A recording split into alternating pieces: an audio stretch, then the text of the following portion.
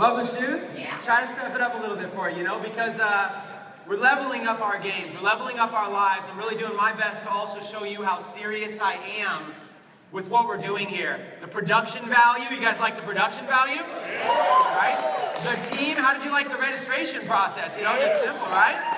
The speakers, the quality, the sounds, the light, the audio, the recordings are going to be spectacular. It's all about leveling up everything that we're doing and taking things to the next level. And the best way that I know how to do that is to lead by example in my own life, even when it's a little bit uncomfortable sometimes, to level up and to do my best to continue to do that. To lead by example, to inspire you to also figure out what you can do to level up your life. Now, that doesn't mean you got to go wear a suit or sport coat or dress up. It just means, what if you looked at all the elements of your life and you said, where can I improve? Tony Robbins says constant and never-ending improvement. C-A-N-I, can I? Constant and never-ending improvement. And that's what I believe in. I believe every single day that we can go out and all it is us trying to best ourselves, best the other self, last week's self, a month before, trying to best ourselves. Just go out there and say, how can I get better and keep improving? Because success is not a destination, success is a journey that we are on, and as long as you are constantly improving, then you will always feel like you're celebrating wins and victories along the way. And that's what we're doing here. So, I've got a talk that I want to share with you today before we get into a lot of the nuts and the bolts, before we get into a lot of the specifics and sharing my screen and doing things. I wanted to talk with you about some principles, some literal principles that I've had for years, many of these for over a decade, that have helped me to be successful. And when I get asked to travel and speak to masterminds, recently I get asked to come out and speak to a mastermind where members of that mastermind spent anywhere between $20,000 to even $50,000 to be in attendance. The number one talk everybody wanted me to speak about was something called GAMIFY Life. And what it is, it's a series of principles that I can share with you about how to be able to make life fun, how to be able to gamify life, how to take everything to the next level. We're going to call it leveling up. And that's what I want to talk about. We're going to share some principles. So I've got a PowerPoint presentation. Let's go ahead and pull that up. And what I'm going to do is I'm going to walk through the PowerPoint presentation. I might be clicking it. I think I got to go get the clicker. We're going to walk through and I'm going to show things briefly on the screen when I do take notes. And then I'm going to kind of come back to me and speak as well. So that's what we're going to do. We're going to talk about gamifying life. So our first topic is going to be, what is gamify life? What does that mean? Life can be stressful. Life can be overwhelming. Life can be difficult. I remember getting hit around 2012, 2013.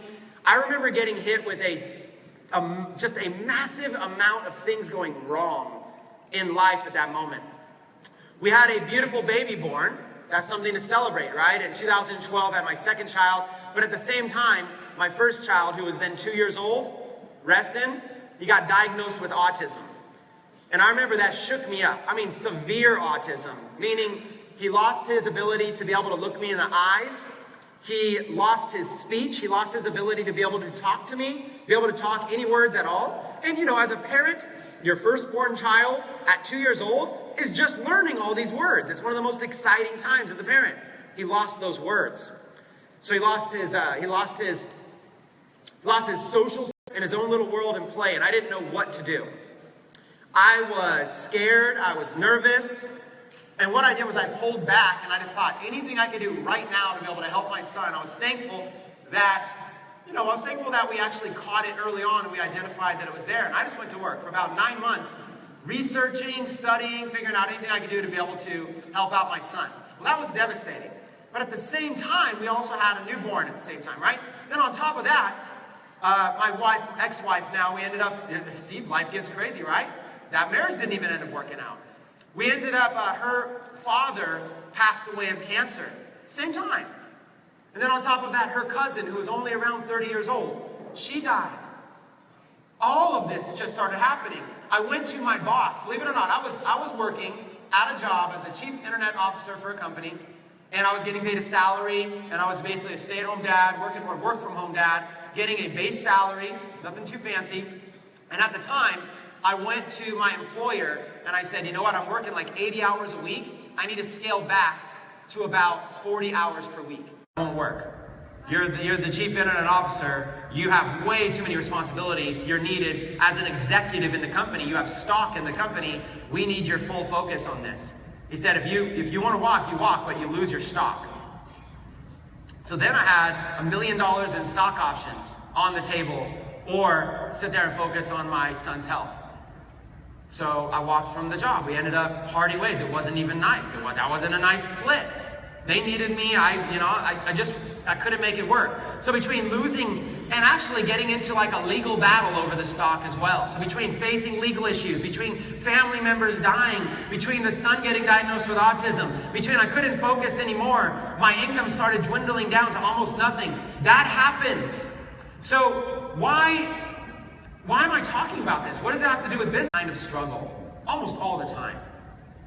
And if you focus on these struggles, if you focus on these things, they will crush you. They will smash you. They will derail you. They will cause you to lose your focus. They will cause you to lose your ambition. You will sleep in. You'll sit around and watch movies and Netflix and TV series, and you'll get out of shape. And these things will happen, and a year will go by, and you'll say, what the heck happened? I know, I've been through it. And then you're like, finally you're remotivated again. Okay, let's do it again. But life is going to go through cycles, and you're gonna get hit with more of them. So what I learned is that these obstacles and these devastations, they're inevitable. They're going to keep happening. So I thought, man, I wish this life was just more fun, you know? I wish like all the time, every single day, just be fun. What's fun? Games are fun. When I play games, they're fun. Whether it's, video games, sports games, card games, board games, any kind of games are fun. And I kind of started really getting this principle together called GAMIFY life. I thought, what if I took all of these areas of my life and I basically learned to have fun instead of treating it like work? What if they were all fun? What if I took my business life and I treated it like a game where I wanted to level up? So I want to get to level 10, which is maybe a millionaire. And I know I'm not going to get there overnight, and I'm maybe at level 2, making $5,000 a month or $3,000 a month. How can I get to level 10? So what I did was I started having fun. In my business life, I set up levels. How can I go from level 2 to 3 to 4 to 5?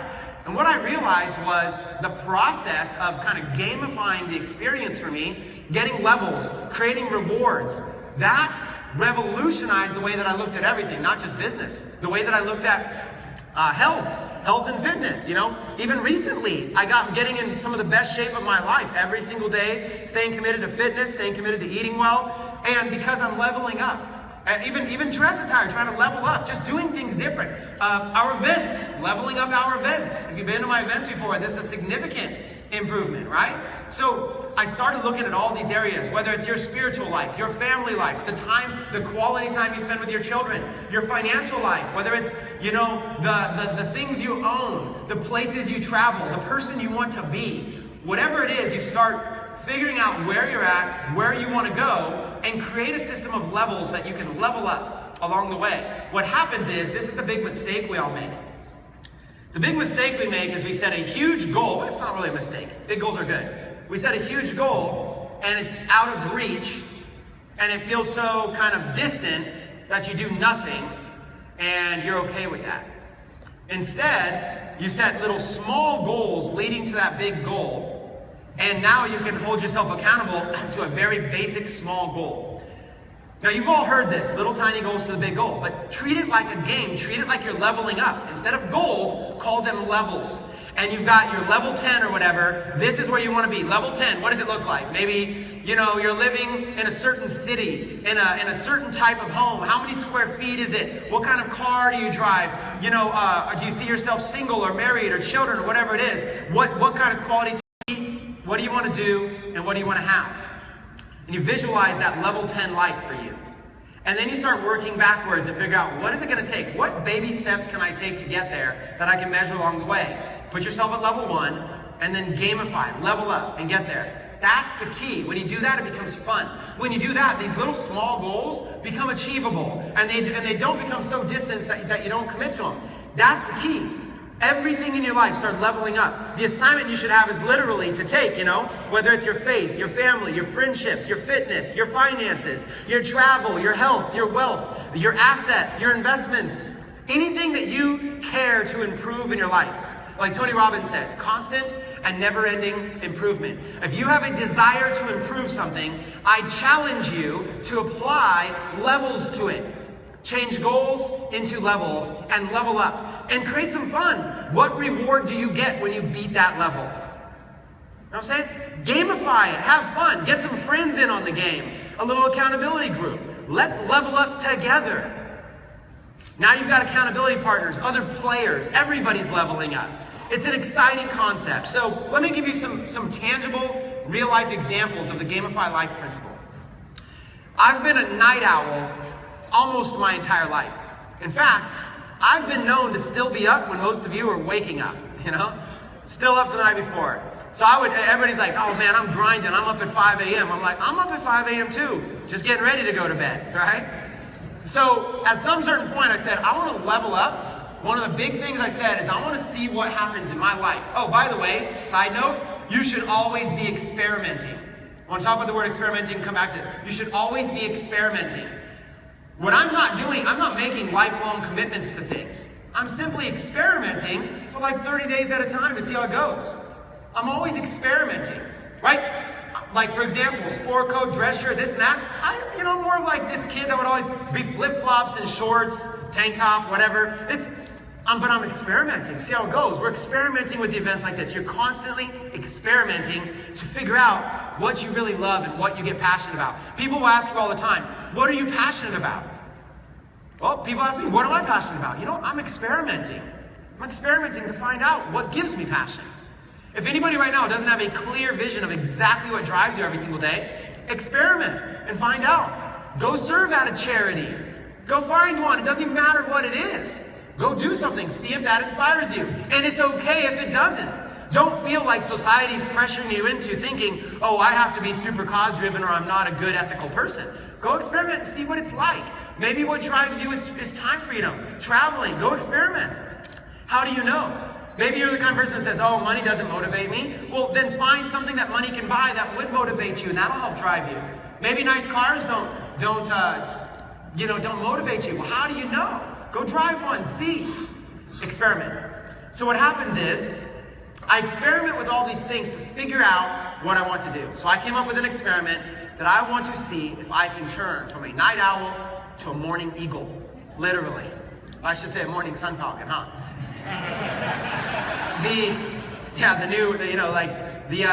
The sun falcon analogy. So many people hit me up in the hallways. They're like, sun falcon, can I take a picture? It's like, I'm not used to reacting to the names. It throws me off, but that was fun.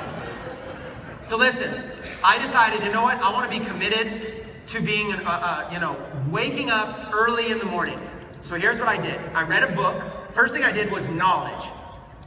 A lot of you think, you don't need knowledge to wake up. It's called an alarm clock. You set it, you wake up. No, my whole life I'm trained to do one thing. I'm going to experiment and do something else. I need knowledge. Knowledge is vital. So I read a book by an author. His name is Hal Elrod. The book is called The Miracle Morning. So you guys know that book?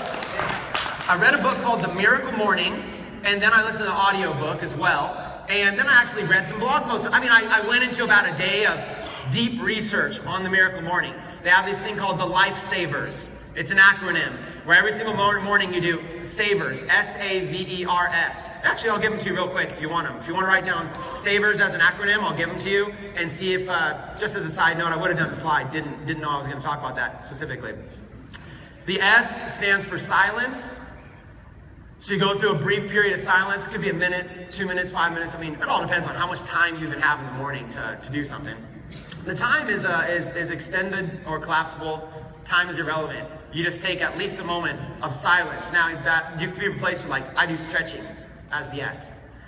So after that, that's the S in savers. The A is affirmations. Affirmations are critical. What I do as an entrepreneur is I rewrite a new set of affirmations every Sunday, and then that's my affirmations for the week, because I'm always experimenting and figuring out where my vision goes. So I'm always writing up a set of affirmations. Affirmations are pretty personal to you, but you say them just as if just affirming what it is you want. I go for the principle of be, do, have. So on my affirmations, I put the word be in one column, do in another column, and have in another column. And I just write down a few things, and then I basically express them as though those are going to come true. This event right here, I can't tell you how many countless affirmations I've had leading up to this event. Speaking on stage, cannot tell you how many countless affirmations I've had leading up to even speaking on stage.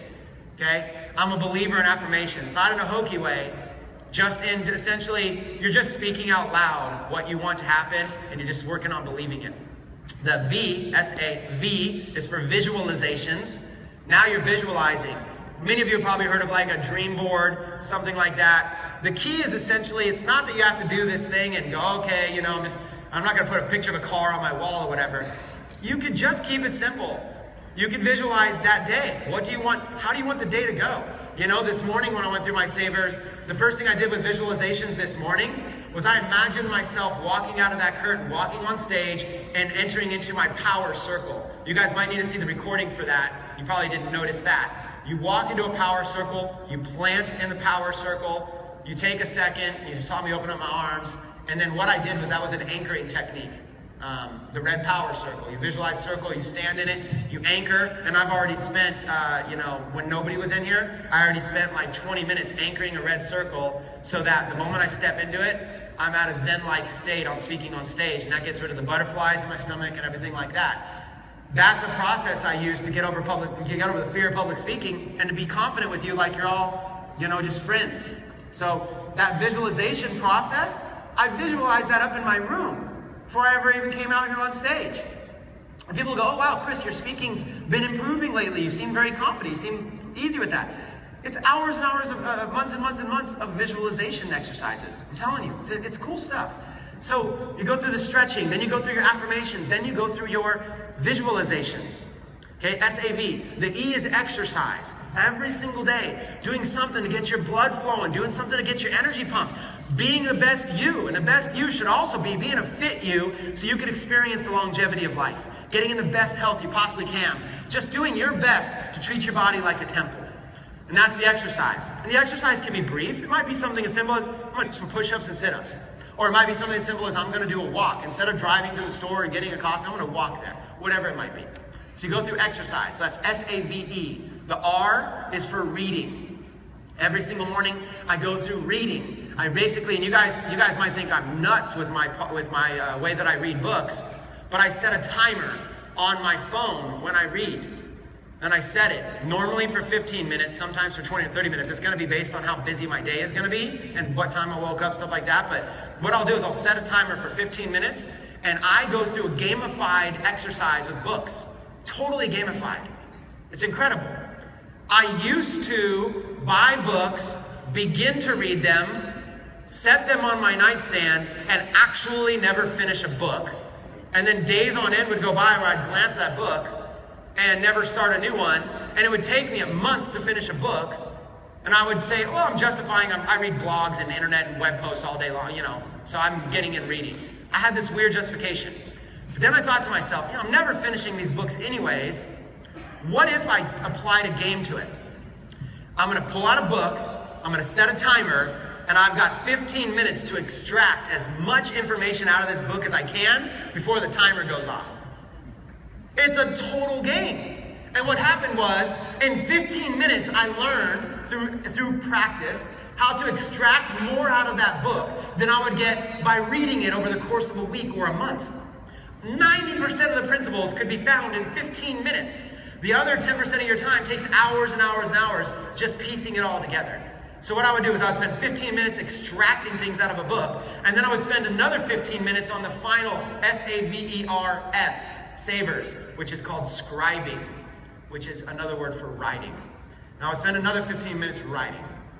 Literally just writing down the notes and the summary of what I learned, or writing down a journal. I like the idea of documenting your life. Documenting your life. The idea of documenting your life is when you begin to go through this process of having a vision for where you're going to go, and you start to see it crystal clear because of your affirmations and your visualizations, what's going to happen is you're going to have this crystal clear vision, and you're going to be living in that vision all throughout the day, even though you're down here at level 1. You're going to be living at that level 10 vision. So what's exciting is when you truly wake up one day and you believe with every fiber in your body you will get to your level 10, whatever it is, then why not document the journey? Why not take videos and pictures and journal and get as much notes as you can, because you're going to be living at level 10. How cool is it going to be to have documentation of your journey there? One day you might want to write a book. That might be part of your level 10, is to be a published author or a best-selling author. Well, how cool is it going to be if you know one day you're going to be a best-selling author? I'm going to document the journey so that when somebody helps me write my book, I've got all the information, I've got the notes. Here's where I was in October 2016, and this is where I was at in my life, and this is the thing that happened. It's as simple. Many of you are writing a journal, but it's a little bit different. You're essentially writing a biography, like a document of your life. And what I love to do is I love to start by writing notes. When I'm reading, I love to jot down notes. When I'm reading for 15 minutes, I'm jotting down notes. When I get that notes and summary, then I kind of jot down what I did from the previous day. What are some cool things that I did? What am I looking forward to doing? Where am I at? So I can flip back weeks and weeks and weeks ago, and I can go, wow, I can't believe at this moment here, in January of 2016, I documented that I had a conversation with Peter Sorensen about this idea of the Internet Marketing College and saying, I think I'm ready to pursue this. And there's this moment that's documented in a journal. Imagine yourself at level 10, and then with hindsight, look back. How many people in here, raise your hands if you've ever heard the term hindsight is 20/20. Is that pretty common? Okay. So, foresight, vision's a lot harder. It's a lot harder to predict the future. It's a lot easier to see the past. The process that I'm taking you through of visualizations, affirmations, and living in that level 10 mindset, you're essentially putting yourself in the future and then looking back with hindsight, what it took to get there. See, hindsight's 20/20. You're gonna have far more accuracy looking back at what it took to get there. So this is the exercise. Create a level 10 for yourself. What does it look like in the most extreme detail as possible? And put yourself there. And then look back to where you are at level 1 and say, what steps need to happen to get here? Hindsight is 20/20. So why not use that to your advantage? Why not set your goals using hindsight? Why not set your levels using hindsight? Here's where I want to be. So what does level 9 look like? What does level 8 look like? Level 7, level 6, what does it look like? It's hindsight, it's easier, it's more of a predictive model. And all of this daily reading, it's gonna help give you knowledge and wisdom, and it's gonna give you confidence, and it's gonna give you assets that never can be taken from you. You might lose money, but you've still got the wisdom. And that wisdom, you can rebuild yourself. It's the smartest thing. So what happens is, you go through these exercises in the morning, silence and stretching. And then you go through your affirmations, your visualizations, your exercise, your reading, and your scribing. That can all be done inside of 20 minutes, or 30 minutes, or an hour of whatever time you have. And what Hal Elrod does in that book is he talks about the experience, literally the experience, of being able to get more done, more productive things in your day done before 8 a.m. than the average person out there. When the average person is just waking up and just getting started, you've already just literally crushed the day. And that was the experiment I went on. And that journey that I went on completely revolutionized everything that I do. Becoming a morning person. Getting so much done that literally at 7 a.m. you could go catch me out at the car wash, get in the car wash, because I've already worked out, I've already had breakfast, I've already gone through all of my morning routines, I'm already dressed, I'm already ready for the day, conquering the day. First person in the car wash, the car gets washed really quick, talking all the guys there, and then cruising out, getting in and start doing all these things, and it's like, wow, by the time 9 o'clock rolls around, I can stop for the day because it's already so effective. But I don't, because I've got that big vision, and that's going to advance you so much further.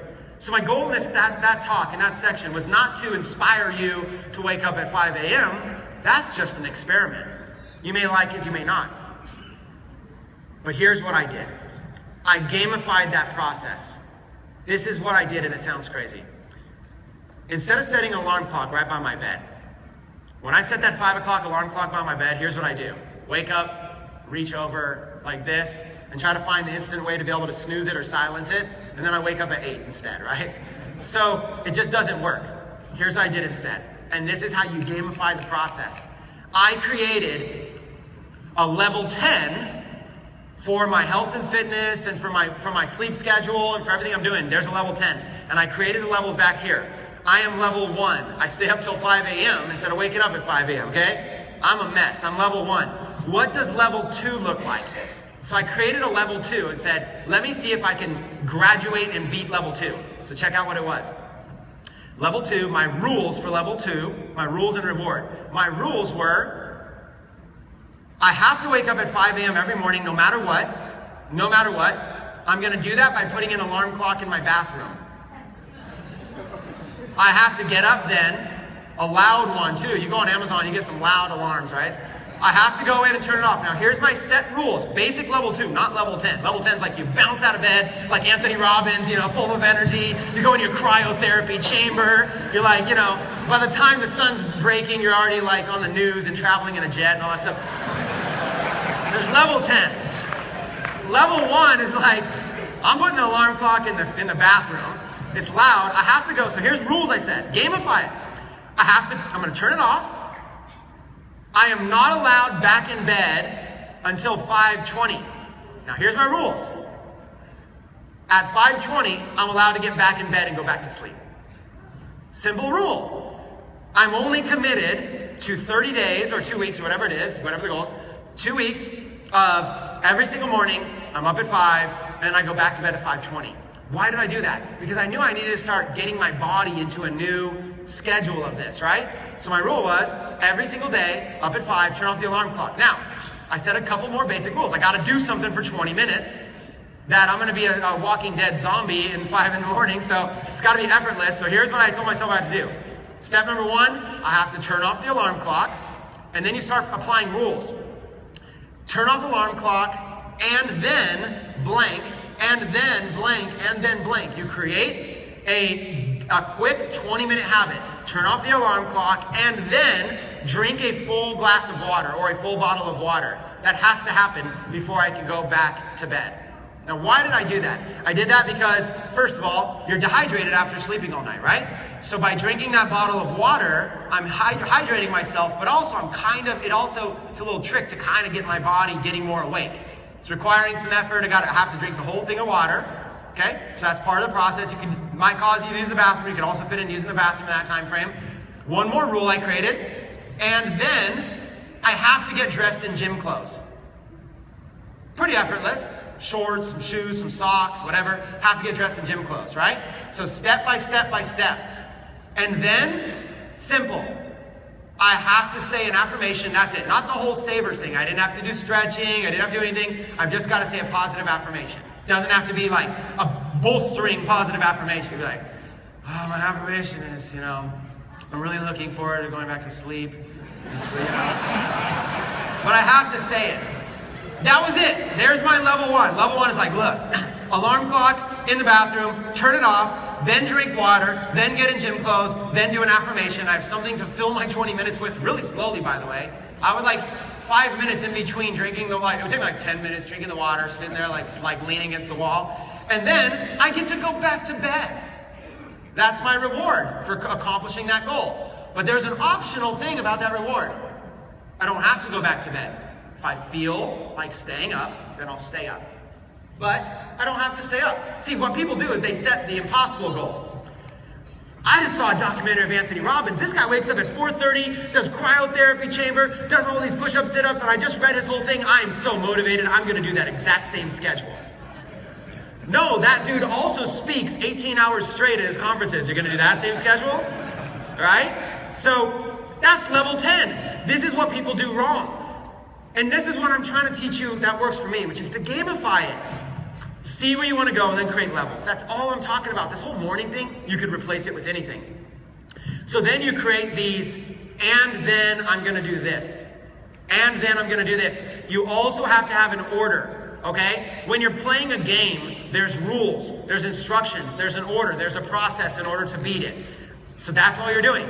Wake up at 5, turn off the alarm, drink my water, get in my gym clothes, do my affirmation, go back to bed. Optionally, I stay up if I feel like I can conquer the day. Now, what if I stay up until 3 a.m. in the morning? Do I still really go through that silly exercise of waking up at 5? What do you think? Yes. Yes, because the justification is I was up till 3, so for sure I'm going back to bed at 5:20. But I'm still going to commit to that 20-minute thing because that's my commitment. And that's easy. I can do that. So there you go. I stayed up. How crazy is that? And then you know what happened? I started getting tired at night. It was harder to stay up till 3 a.m. And I'm like, my first thing was, wow, I'm getting old. But what was happening was after a couple weeks, I graduated from that, and I said, you know what I'm gonna do? Same thing, let me add a couple more things, okay? Now, instead of 20 minutes, let's make it 30 minutes, and let's add in some stretching. Or let's add in some reading. Hey, all you gotta do is simple. 10 minutes in a book, 10 minutes of notes, or whatever. You just add in whatever. I kid you not. My confidence level of being able to actually wake up at 5 a.m. and do everything Hal Elrod was talking about was very, very low. I knew myself. My lifestyle was way too crazy. I knew I couldn't do it. So I baby stepped it.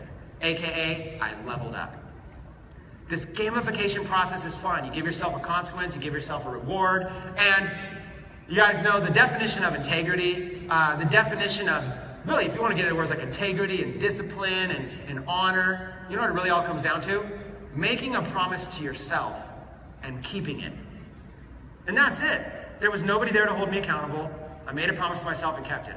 Graduated level 1, graduated level 2. What did level 3 look like? Level 3 looked like, you know what? In the morning when I wake up, I'm gonna take a Snapchat at 5, whatever the timestamp is, and I'm gonna get in the habit of my followers every single morning. I'm gonna actually Snapchat the mornings, so now I'm holding myself accountable to a group of people. And I went and told a few people like, Jim Piccolo, Michael Hamburger, Peter Sorensen, those kind of people. I said, hey, I'm up every single morning at 5. Now I gotta document it. Now it's like, okay, now it's no longer me just making a promise to myself and keeping it. Now I've made the promise to others. Welcome to level 3. I'm still not jumping in a cryotherapy chamber in the morning and doing backflips and stuff. But I'm snapping it. I'm just walk outside, I show what the sun looks like. Hey, sunrise, here I am. I'm up. Here's a book I'm reading, here's whatever it is, and that's it. And then I did that for a while. And then level 4. You know what eventually happened? It became a habit. And then a couple mornings, I'm like, I need to sleep in. But I woke up at 5 a.m. without an alarm clock. Even when I set the alarm clock for 7, woke up at 5 and thought, somehow I'm rested. And it just became a whole new man. Gamify life. Take the same process and gamify all the elements of life.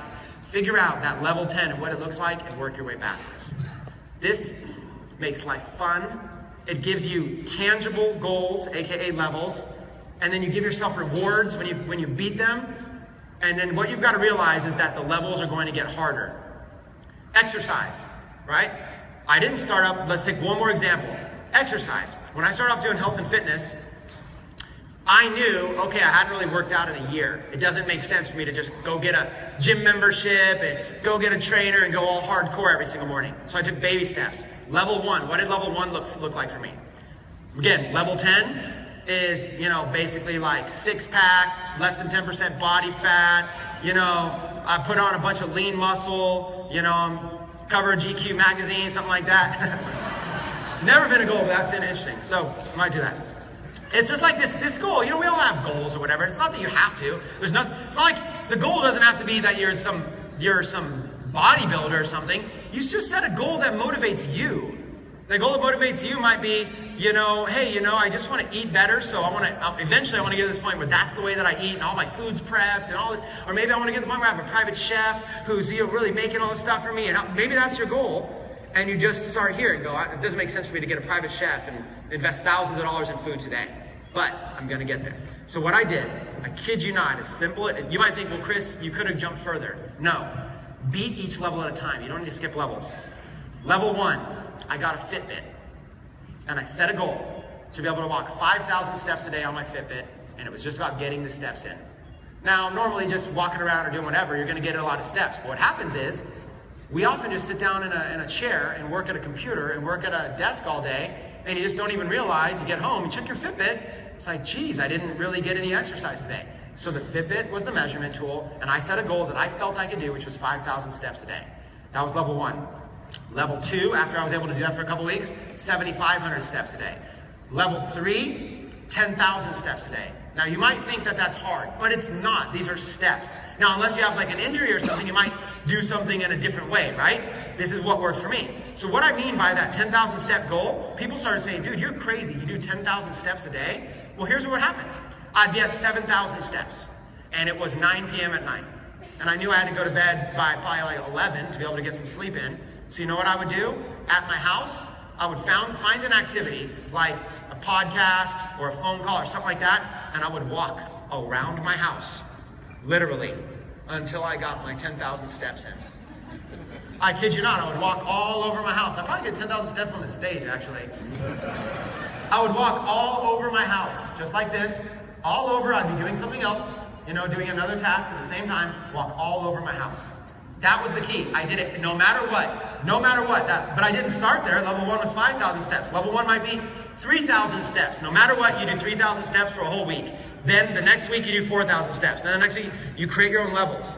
Now, after I started doing that, I got to the next level. Level 4, I was like, okay, I'm doing this pretty well. Now, I'm gonna add hiking at least once a week. Every single week I'm gonna add, even twice a week. Now I'm gonna go hiking, and actually instead of just walking, now I'm actually gonna go. The whole hike was 10,000 steps alone, and I fit it in. And then it's like, now this other level, it says, okay, now I've built up a little bit of cardio, a little bit of consistency. Now I feel comfortable to start working out. I didn't work out for about 2 months. Of deciding to get in shape, I didn't start working out for 2 months. All I did was walking. It's crazy. Literally, all I did was walking. Because I gamified it. I created a habit. Now I was ready to exercise, and I noticed I was starting to shed some pounds because I needed to lose 25 pounds. So I started shedding. Now I incorporated daily push-ups, daily sit-ups. And some of you might go, how many? 20. And that was it. So I kept my walking goal, and I added 20 push-ups, 20 sit-ups. Now, why did I do such a low amount? I'm not going to get ripped on 20 push-ups, 20 sit-ups. But if I can create the habit where every single morning I do 20 push-ups and 20 sit-ups, then I can graduate to the next level where I do 50 and 50, and the next level where I do 100 and 100, and then the next level I'll add in jump roping, and I'll do 200 skips and 100 push-ups, 100 sit-ups, and the next time I'll do 500 skips, and then the next one, 1,000 skips a day, 100 push-ups, 100 crunches, and then on top of that, add working out. And then get to a trainer. And then get to a point where I'm dieting and I'm focusing on physique and I'm focusing on building certain muscle. Then go into adding lean body mass. And then go into the point where I'm actually setting specific coordinated goals. And then get to the point where now I'm actually getting entire health, documenting my entire health and getting over there. And then get to the point where I'm living and breathing on pure natural energy in a peak state to the level of someone like an Anthony Robbins. But it all starts with just walking 3,000 steps a day to create the commitment, and then graduating to level 10. Is that illustration making sense to anybody here of this?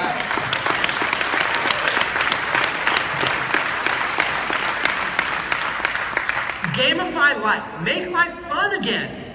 Because life is going to throw you some curveballs, and a lot of them are going to suck. Okay? People are going to die. People are going to get diagnosed with cancer. Okay? You're going to have a game plan for how your week's going to go, and something dramatic's going to happen, and it's going to completely derail you.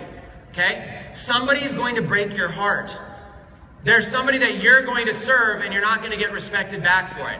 There's going to be somebody that serves you, and maybe you don't recognize it, and you hurt somebody else, even if it's unintentionally. Okay? There's going to be things that aren't even directly related to you, but that burn on your heart, and are going to make you feel ill sometimes about the way the world works. Whether that's children dying, or wars, or just pure corruption and greed. And what's going to happen is you got to say, in the face of all of this craziness going out there, if I focus on leveling up myself, then I can put myself in a position where I can make impact and change in this world while I still have breath left in my body. And I can do it on a major scale where we can actually do something powerful, where I can look back and say, this life was absolutely worth it. That's the goal of leveling up. Do you guys like that vision?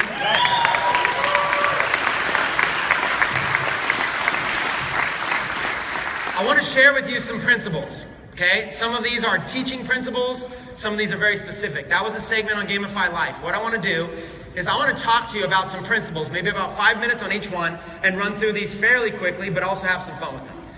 Principle number 1 that I want to talk about, please write these down in your notes, Because repetition, wow, you guys are getting good. Let's try it again. Repetition is the mother of retention. You want to get to the point where when you see something, you hear something, you write something, and then you say something, then you truly understand and know that something. The reframing principle. Let's discuss this. The reframing principle is essentially a concept of taking these nasty negative things and figuring out a way to look at them with a completely different perspective. On a very simple note, you could say something bad happens to you and you're like, well, some people are homeless. Some people are starving. Some people have it way worse. Okay, that's a very simple explanation of reframing. That's absolutely true. There's always people that have it worse than you. The problem I faced with that reframing was it's disconnected.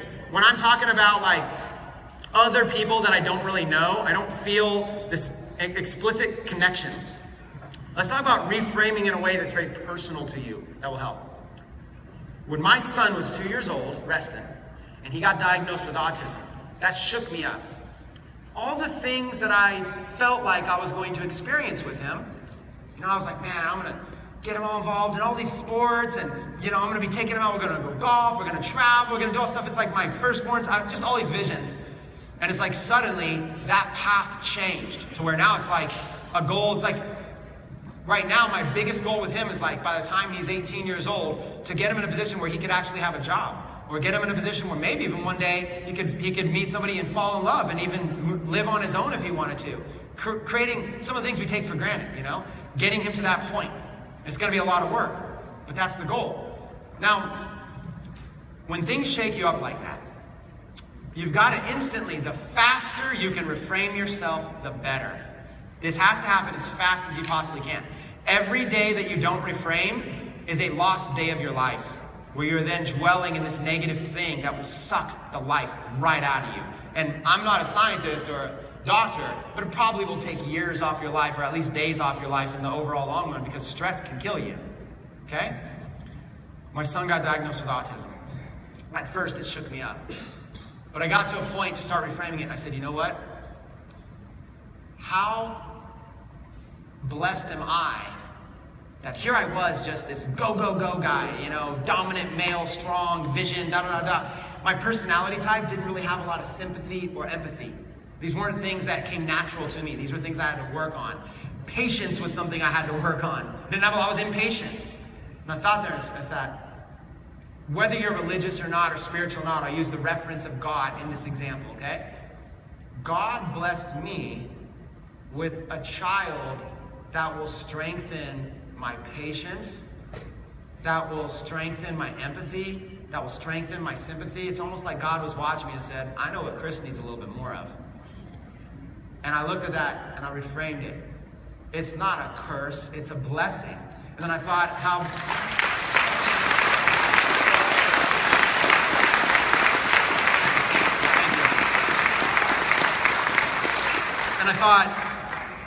how blessed am I to have the responsibility to be able to be the one to help, obviously as a mother, friends, family, and everything, to help and assist in this child's life, to be able to help, give him the resources. We were able to bypass the long waiting list of government services because at the time I was making enough money to get private tutoring, private therapy, private stuff, things that I bet a lot of people dreamed that they had the resources for. We were spending over $5,000 a month on in-home, high-end personal care immediately. How blessed was I that we got early diagnosis? How blessed was I that we found a resource that could come in and help him in the house and be able to give him immediate behavioral therapy, immediate speech therapy, all these things to be able to quickly get at them when his brain was still a sponge. How blessed are we that we get to be the mother and the father of this child, to be able to carry them through this journey? How thankful am I that I've read all of these books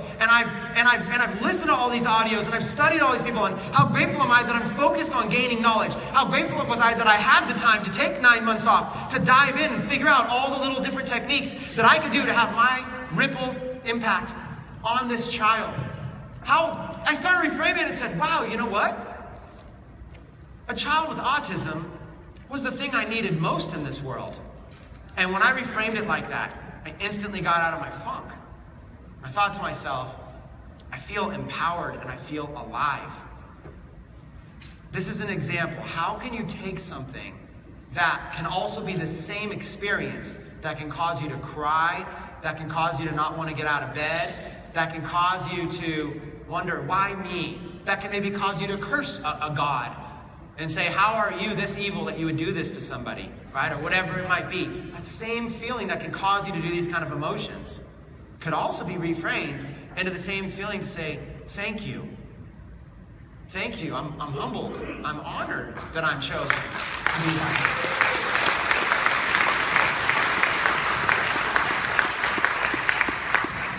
You're going to want to practice this principle because what happens is life is going to throw you curveballs, and those curveballs are either going to knock you off track for an hour, a full day, a full week, a month, maybe some of you a year, right? I was married for several years, and then we ended up getting divorced despite efforts to fix it. And that divorce threw me into a funk, literally threw me into a funk.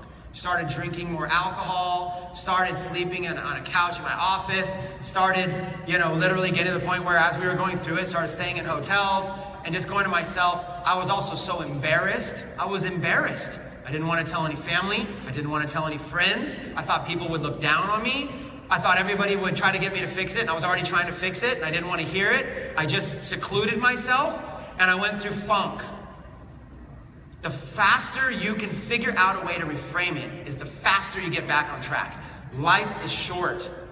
You're going to lose many, many, many hours and days and months and years by not reframing quickly. And I'm fortunate to be able to reframe things. It takes practice. My encouragement to you is this, is that life's going to happen. Focus on reframing. Find ways to see the same thing in a way where somehow you see the blessing in it. Wow, I'm so glad that even though we're divorced, we're not fighting every single day. It's not some nasty divorce where we're cussing each other out and never want to see each other. Wow, I'm so glad that she's okay with the balance that we're doing and she's not fighting for custody of children. We don't have to go through that battle. Wow, that's a blessing. Whatever it is, there's negative things in there, don't get me wrong. You don't get divorced being waking up all happy every day. But you learn. And the other thing is, you'll never hear me talk about negative things about that marriage. Because what good does that serve for me to go talking about negative things in life? Really, how does it help me and how does it help you? Maybe as an illustration, but you know what's a better illustration? Is talking about how to find the good, even in a situation so negative. Look, you can connect the dots. You know people don't get divorced when everything's going perfect, right? So you can connect the dots. You don't need to know every detail. You just know, hey, look, life happens and that happened. But you reframe it. How thankful am I that I have a position to be able to make enough money where, imagine if I didn't, she would now be a single mom with a lot of parenting responsibilities, has been out of the workforce for 13 years. Even from when we first met each other, right? From all that time, because all the time I always made sure she was taken care of. And how thankful am I that I make enough money that I'm able to financially help her through this transition and give her enough time to really be able to get back out there and be able to support her. And it makes good. And then how thankful am I that because of that support, it creates a situation where she's able to take on a lot of the day-to-day responsibilities so that I can also participate in a vision like building and sharing things with you here this weekend. How thankful you find the good. This is the reframing. Whether it's reframing an illness with a child, whether it's reframing a death in the family, whether it's reframing getting hit from all angles with everything. When you learn how to reframe and you learn how to do it quickly, that is going to help you level up. Because you know what can often happen? You get to level 3 and you get beat up too hard on level 3 that you quit the game for a little while. And then when you get back into the game, guess what level you have to start at? Level 1 again. You got to get to a point where you don't quit the game. The only way not to quit the game is that I know is the reframing principle. Let's keep moving. You've heard this quote, so I'm going to do this one very, very briefly. The next slide I want to say is, instead of saying I can't, say how can I? This is all over the quotes. You've heard me say this a lot, so I'll spend maybe just a minute on it. The idea behind this is simply the fact that you are far more powerful than you give yourself credit for. I want to give you some nevers. Never do this, never do this. Ready? Never say you don't have the money for something. Just never say you don't have the money for something. Don't say I can't afford it. Don't say in a group, we can't afford this. Don't say I would love to, but I can't. Don't say I tried and it didn't work. Don't say things, because what will happen is your mind is so powerful that you'll actually believe yourself. You'll literally believe yourself. I can't wake up at 5 a.m. in the morning. I've been staying up till 3 a.m. for all my entire life. Or I love being a night owl. Being a night owl is amazing. I just absolutely love it. So, I'd rather be up at night. I used to say things like, I'm far more productive at night. All the kids are asleep. There's no noise. There's no distractions. I'm far more productive at night. All of these things were then becoming obstacles to me waking up in the morning. So you learn to figure out that your words are so powerful. They're a double-edged sword. On one hand, you think, I'm not money motivated. But on the other hand, does that statement have some potential negative effects as well? Yeah. I'm not money motivated is an affirmation that leads to not making more money, not being motivated to make more money. Therefore, it leads to an affirmation that somehow money is inherently bad in some way, that that's a bad thing not to have more of, which means that inherently you are going to have a lack of money, and a lack of money is going to potentially cause other problems in your life that are going to spill over, and you're right back to level one. All because of a statement. If you're going to say I'm not money motivated, then at least in that statement, replace it with what you are motivated by. Don't ever say something that's just negative. Replace it with something. For instance, you might say, well, I'm not money motivated. Okay, well, what does motivate you? If you had money, if I gave you $100,000, what would you do with it since you don't want it? Oh, I would do this with it. Okay, so what you're saying is you're motivated to help, children with autism. Okay, would $100,000 be a tool to be able to help children with autism? How many other families do you think would love a service that normally costs $5,000 a month that they can't afford? With $100,000, you could help 20 families be able to get very, very specific help on their children in their home and be able to bless them with their lives. Would that be something that motivates you? Yes? Then don't say I'm not money motivated, because that will lead to you not making money and not ever doing that. Instead, say, you know what motivates me? Helping out parents with autistic children that can't afford proper service. And I've got a goal to be able to bless 20 families with a service that traditionally costs $5,000 a month. That is $100,000 in income. So you know what? I am money motivated, because when I make that extra $100,000, aside from whatever I need to obviously do my stuff, when I make that extra $100,000, that feeling of blessing those families is going to make me feel like that impact alone gives me some self-worth and lets me know I'm doing something good in the world. So yes, I am money motivated to make that $100,000. Let's get to work and let's go do it. Do you see the difference? Some people think,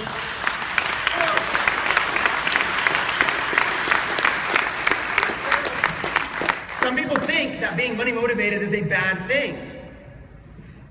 And being car motivated is a bad thing, or being whatever motivated is a bad thing. Don't make it a bad thing. Level up. Determine what your life looks at. Get excited about it. It is far more exciting than you know. And you guys, money is not evil in any way whatsoever. Okay? It's the hand that holds it. By use, this is an interesting paradigm shift I want to give you. Money's not evil. Money's a piece of paper.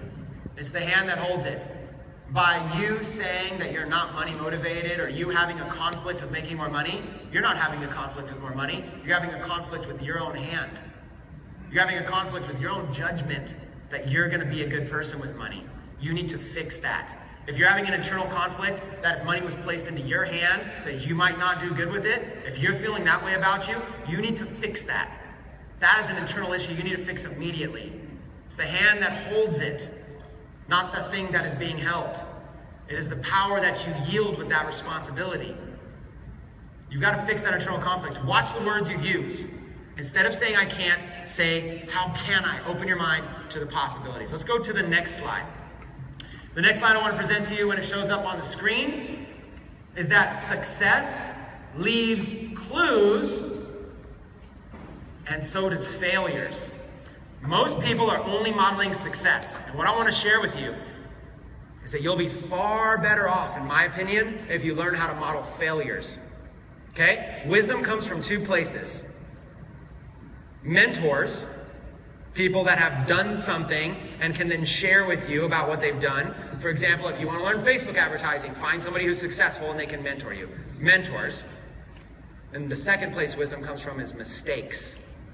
Wisdom comes from two places, mentorship and mistakes. Okay? Success and failure. And oftentimes you can learn more from failure than you can from success. You get the opportunity to be around somebody successful, you don't ask. I wouldn't ask. I would suggest you get this proper line of thinking. Don't ask, what did you do to make your millions or whatever it is? No, you ask them, say, along your way, have you had any failures? I'd love to learn about your failures. What went wrong? Why did it go wrong? What would you have done differently? They probably don't share that as often with people. They'll probably get more excited to be able to share the fact, hey, this hasn't been a perfect paved road. And you'll actually learn more. Like, when you ask, what do you do to be successful?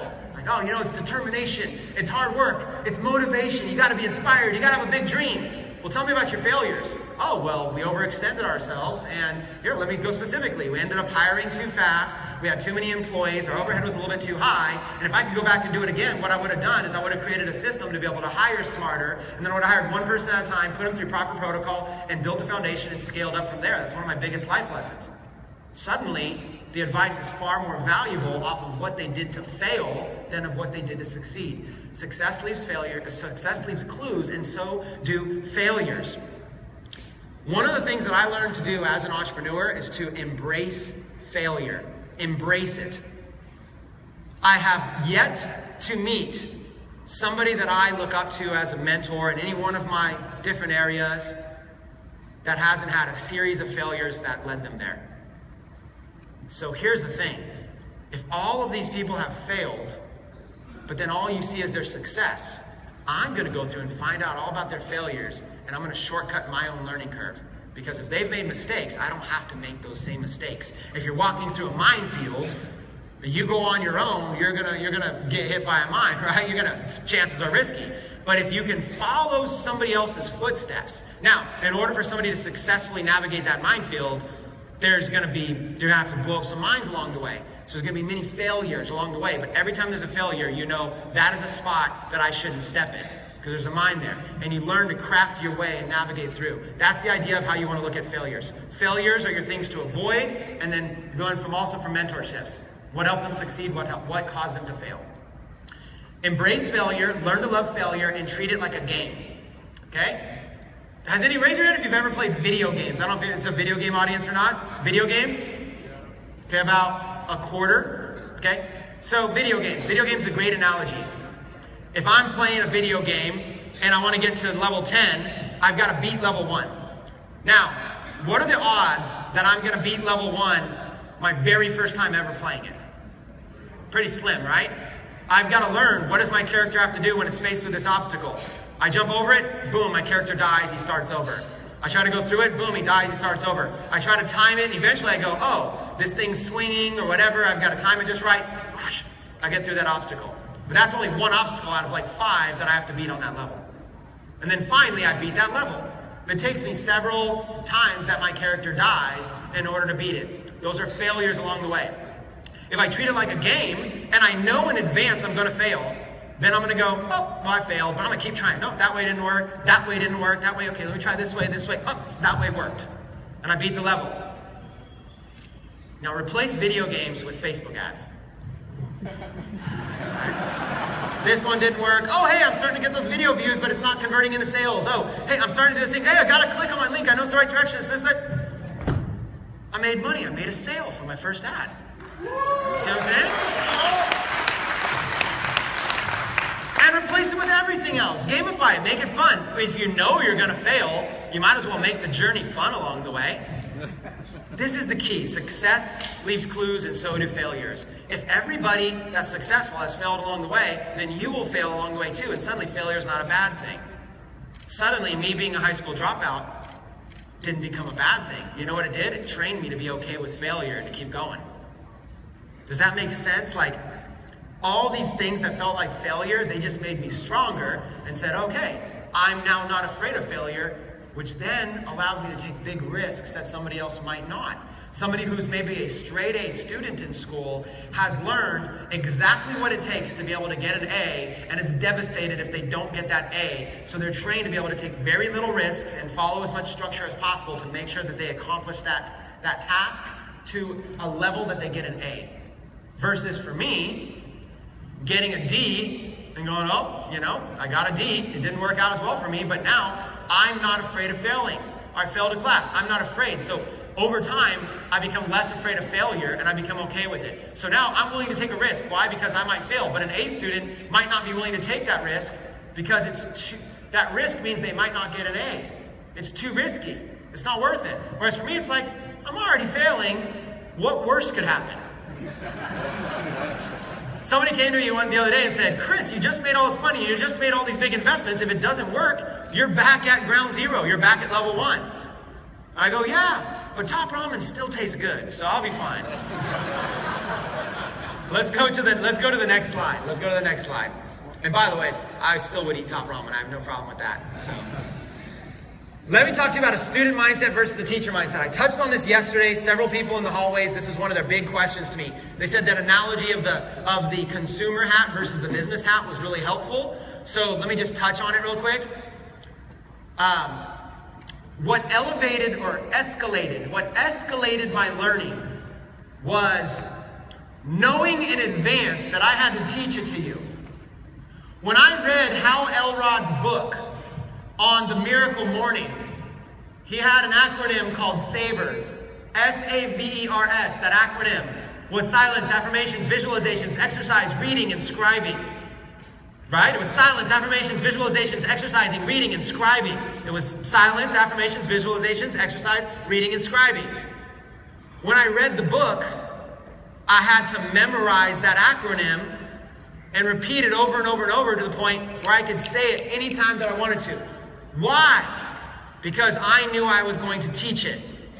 When you put yourself and you put on your teacher mindset, when you know you have to turn around and teach something, your retention will go up dramatically. Dramatically. When I read a book every single day for 15 minutes, I turn around and say, I'm going to teach this principle today on social media or to whatever, to an event. Okay? I look at that and go, I'm going to teach this. This morning I was reading a book about Ray Kroc, the founder of McDonald's. And I was reading a book and then reading through about the whole change that McDonald's made about getting into the real estate business, starting out in the shake business, the hamburger business, then moving to the real estate business, and eventually becoming the largest real estate investment firm in the world now, Franchise Realty Corporation.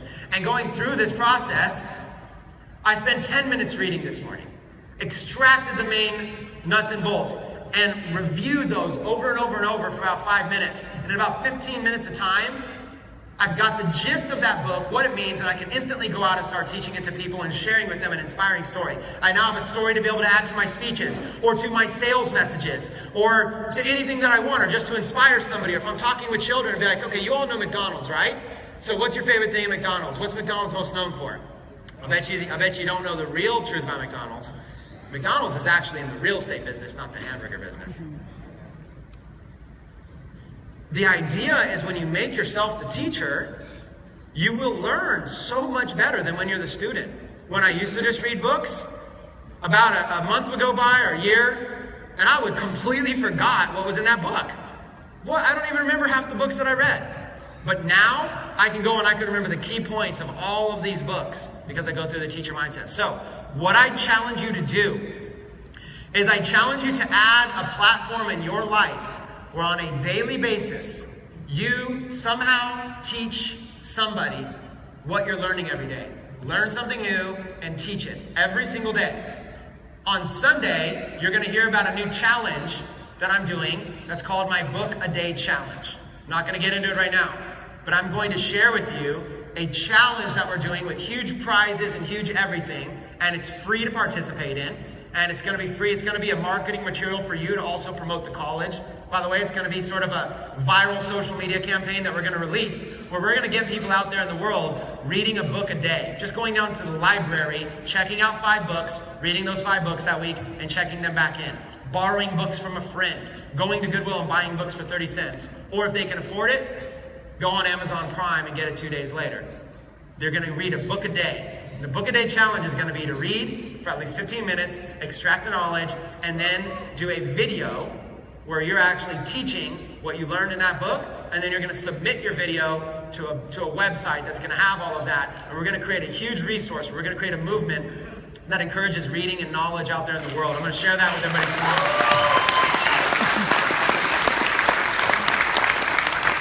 The reason behind this is because when you teach what you read in that book, you're now going to be reading a totally different way. Oh my gosh, I have to really learn this right now because I'm about to turn around and teach it. So you learn, but you can't learn the whole book. You can't memorize the whole book, but you can memorize a few key things. And when you start to learn like that, you learn way differently. Yesterday I taught Facebook ads.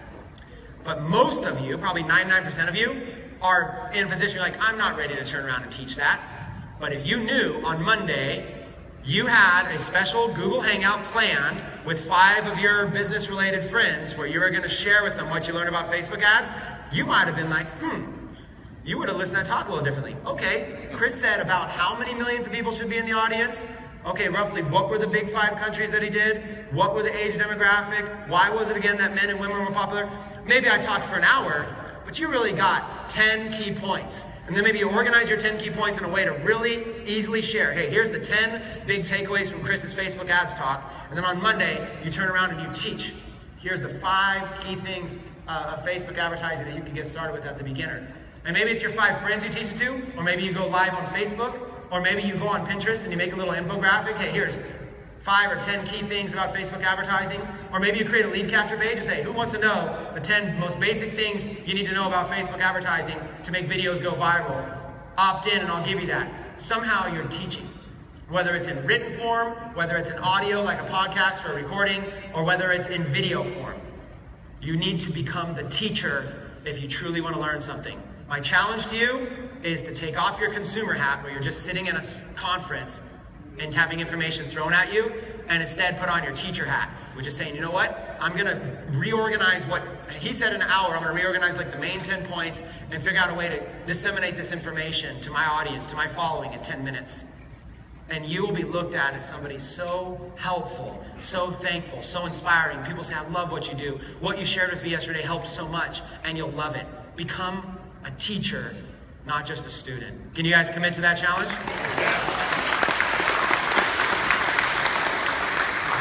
Okay, time to mix it up and do something completely different. We've been talking a little bit more about principles. Now I want to talk to you about how to take these principles and make them timeless for also daily activities in your life. So let's go through a little exercise. How many people in this room, raise your hands if in your possession, within a foot around you, so in your pockets, in your wallet, in your purse, your backpack, whatever, if you have an actual business card with your contact information on it in your possession, raise your hand, okay? So it's hard for me to see the back row, so about 50%? Okay, you have a business card, so let's talk about business cards. Again, this is a principle, same kind of concept. If you hand out 100 business cards at an event like this, how many incoming calls will you get when you sit by your phone on Monday? 0. 1. 0? Not even 1? Maybe. So listen.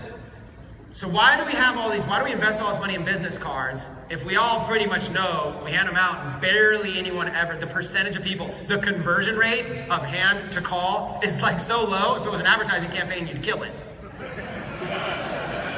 If you would. If you're like literally, if you're studying the metrics, you're like, I purchased 1,000 business cards, I got 2 calls, neither of them were, so we all know that. Why do we carry business cards with us? Why do we carry? Chime in. Why do we carry business cards with us? To exchange, both ways. So 2 ways. We carry business cards so we can get theirs. Okay, convenience. How is it convenient to have a business card? Isn't it inconvenient? I have to have a business card holder. I've got to have a case. How can I carry 100 business cards or hundreds of business cards for everybody? It's less convenient to have a business card, but let's just say you have a business card. Maybe you're saying convenience in terms of, take down my information. Okay, write down my email, whatever. I can get that. Make yourself feel good. I'm an expert. See? There's proof that I'm an expert right here on this business card. Not everybody has one. This was hard to obtain. Professionalism. So instead of, hi, my name is Chris Record. I am the CEO of this company. It's like, here you go, Chris Record.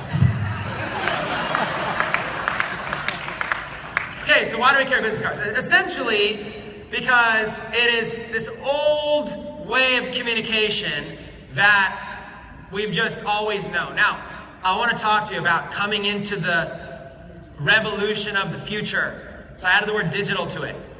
There's no reason that we have to carry physical business cards anymore. In fact, if you do, I don't know if some of you guys saw like a Snapchat, stuff like that. I gave out a bunch of them. I literally created a business card that just had a scannable icon on it with no contact information, no phone number, no email, no nothing. It was a business card that said, just scan this and follow me on Snapchat.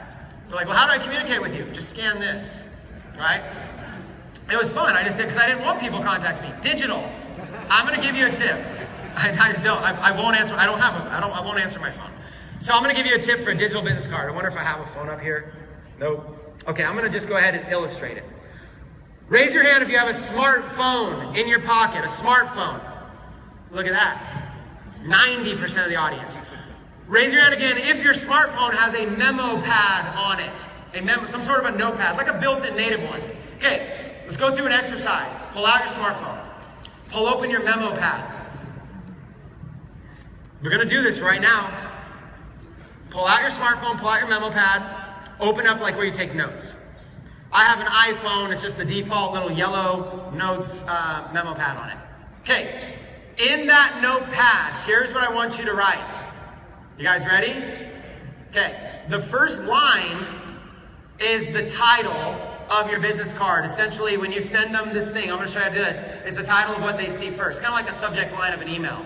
So the subject line will be something like, the first line you should write is, it was great meeting you at Chris Record's conference in Arizona last week. Something like that. Just write out something like that. What is the first, imagine it was a subject line of an email. That's it. It was great meeting you at Chris Record's conference in Arizona last week. Or you might put follow up from meeting you at Chris Record's conference. Whatever it might be. Like an email, like a title that if somebody sent you that as like an email that you'd open it. You would feel like it's relevant to you. Yes, I was at Chris Record's conference. Yes, I met this person. After you write that title, go down a couple lines. Do a couple line spaces. Okay, after you write that title, a couple lines, now you're writing as if it were like an email body of your digital business card. We're going to keep it very short because this is a live experiment. And just say something simple like, hi, then your name. Hi, it's Chris Record, or whatever your name is. Hi, it's Chris Record. It was a pleasure meeting you this past weekend. I'm really looking forward to connecting with you. Okay, something like that. Hi, it's Bob Jones. I'm really glad we had a chance to be able to meet. I'm really looking forward to connecting with you. Something like that. A very short, brief sentence.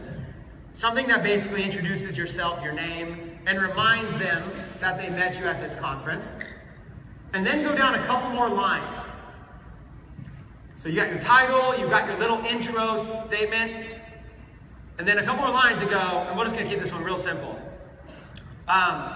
Here is my contact information. Here's the best way that you can reach me. And then throw like your phone number or your email there. Something like that. This is in your notepad. This is in your memo pad.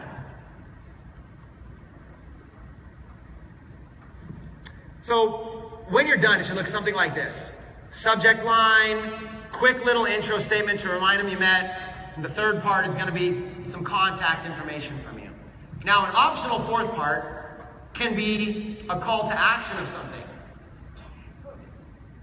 That can be optional. Do you have something for free that you can give away? Do you have something you'd like them to look at? Do you have a YouTube video? Do you have something you would like somebody's first impression to be? So I might say something like, for the call to action, I might say something like, here's a link to my Facebook advertising course that you can have it for free. Because we met, you can have it for free. Here's a link. So now I've got an in-person resource, right? Some sort of, you can add a call to action. It's totally optional. Version 1 is just, hey, it was a pleasure meeting you. Here's my contact information. Let's stay in touch. Version 2 could be like, pleasure meeting you. Here's my contact information. And here is a copy of my Facebook advertising course for free. Normally $100, but you can have it for free because we had a chance to meet in person. Link.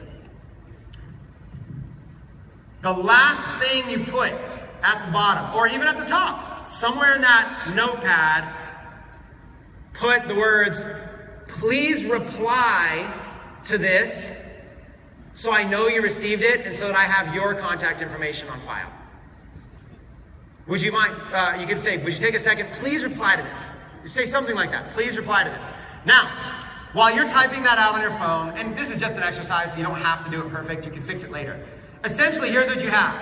You have a subject line, you have a quick little statement that says we met, you've got your contact information, maybe a call to action, and you have a very specific thing. Can you please reply so I have your contact information? These 5 points of a digital business card are the essentials.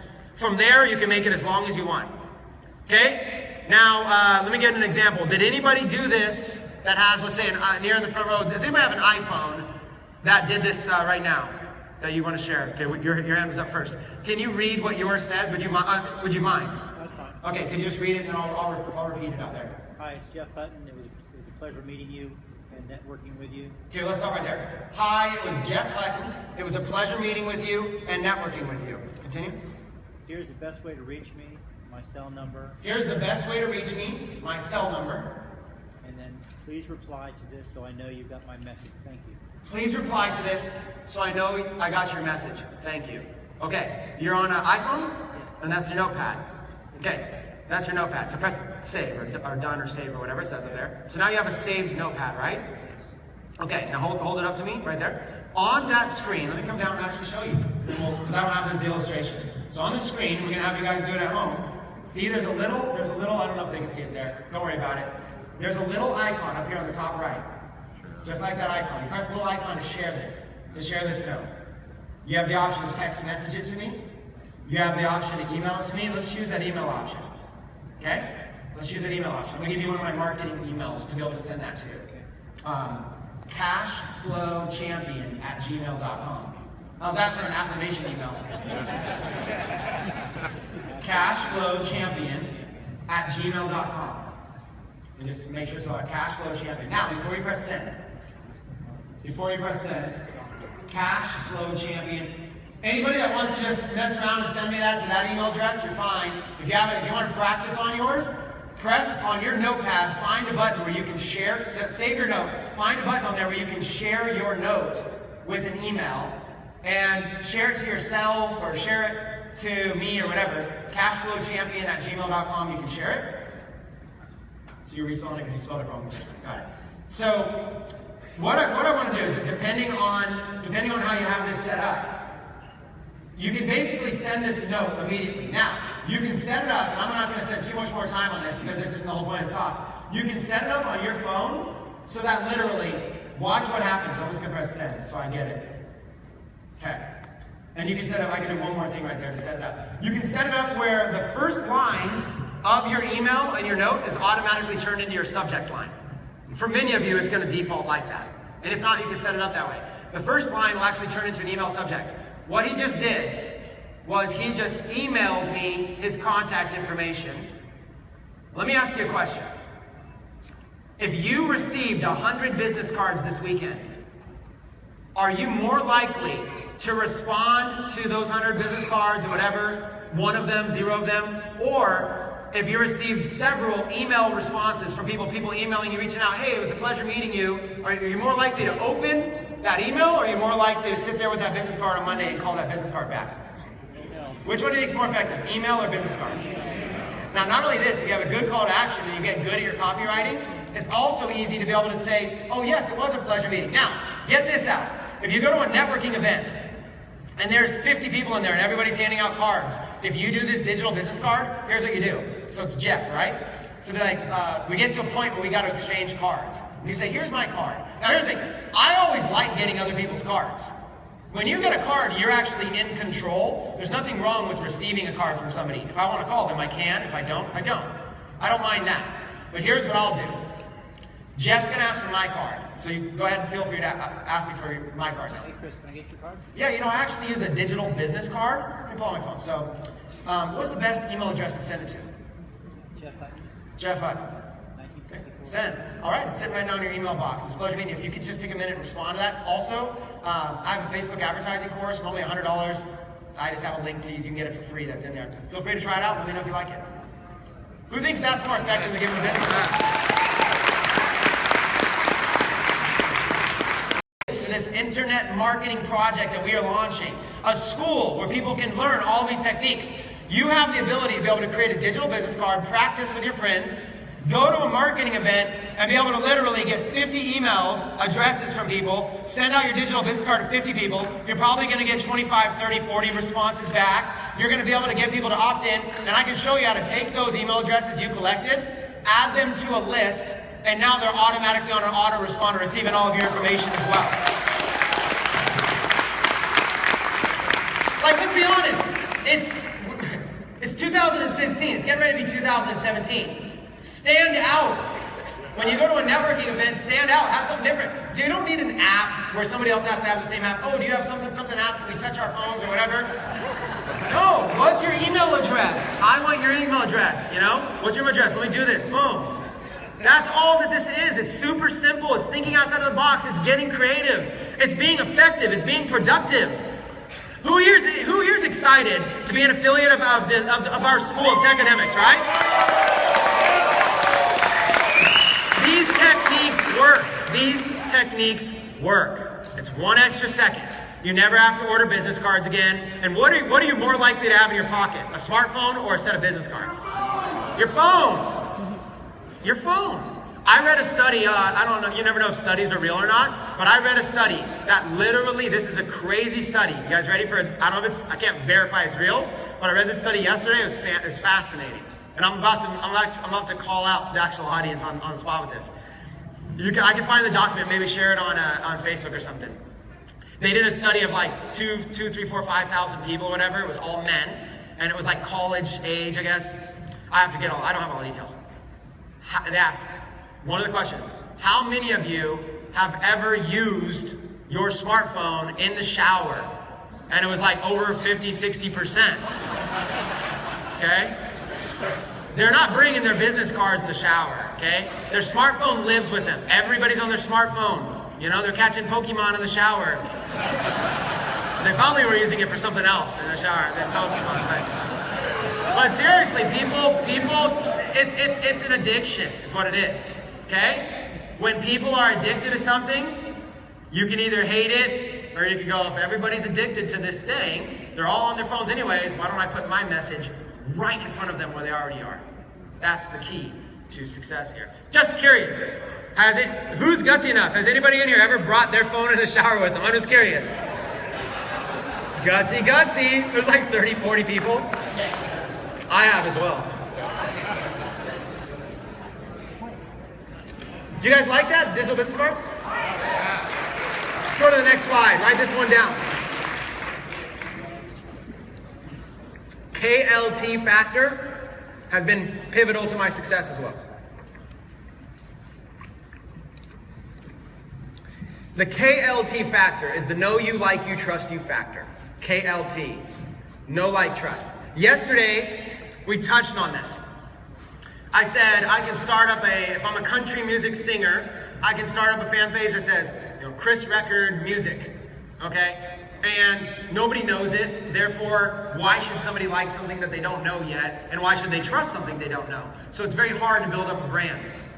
But if my page said, Die-Hard Country Music Girls, or Die-Hard Country Music Fan Club, and they don't have to, they know it, they like country music, they like it because, yeah, I'm definitely a country music die-hard fan, and they trust it because you're putting up like celebrities and other people's videos and stuff like that, so it's very trustworthy. You can build the know you, like you, trust you factor that way. I'm gonna teach you the importance of this when it comes to making sales. If you wanna become affiliates and actually make money, you have to get to the point. If transaction is gonna happen, the customer spending the money needs to know you, like you, and trust you.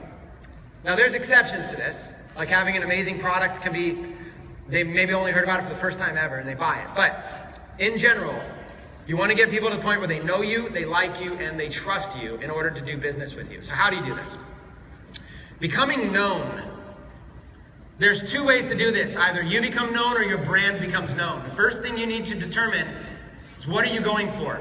Are you going for you as a person as soon as you go for you, it's easier to brand actually, let me ask you, which is easier? Branding a personality or branding a personality is gonna be a lot easier to do this with than a random brand.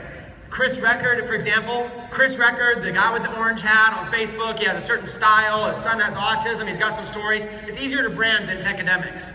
Tecademics takes a lot more work for us. It's a new name, we have to get this logo out there, we've got to spend a lot of money in brand awareness, we got to do this, but Chris Record has been, it's easier because I can go live and people can get to know my personality and stuff like that. Branding a personality is easier.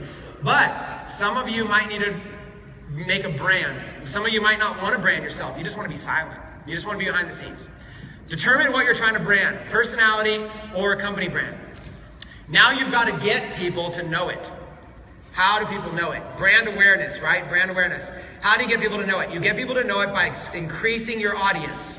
Okay, that is awareness. An example is, yesterday we talked about increasing your Instagram up over 100,000 followers, increasing your Facebook fan page up over 100,000 followers, increasing your Snapchat following, your Pinterest following, your Twitter following, your YouTube following. As you expand and grow all of this, your awareness grows, people get to know you. Your first goal has to be to get to be known. If you have 500 followers on Instagram, that's not gonna be a good resource to get known. So you might be working a lot for a small audience. You need to get known. You have to have a plan where people know you. Get yourself out there or get your brand out there. Figure out how to do that.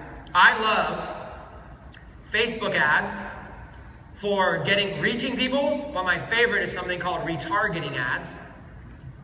There's 3 sites that I really use for retargeting. You're gonna see a lot of this now, because as you start promoting, when this new site goes live and you start promoting it, we've got retargeting even on behalf of you for this. We'll go into that later.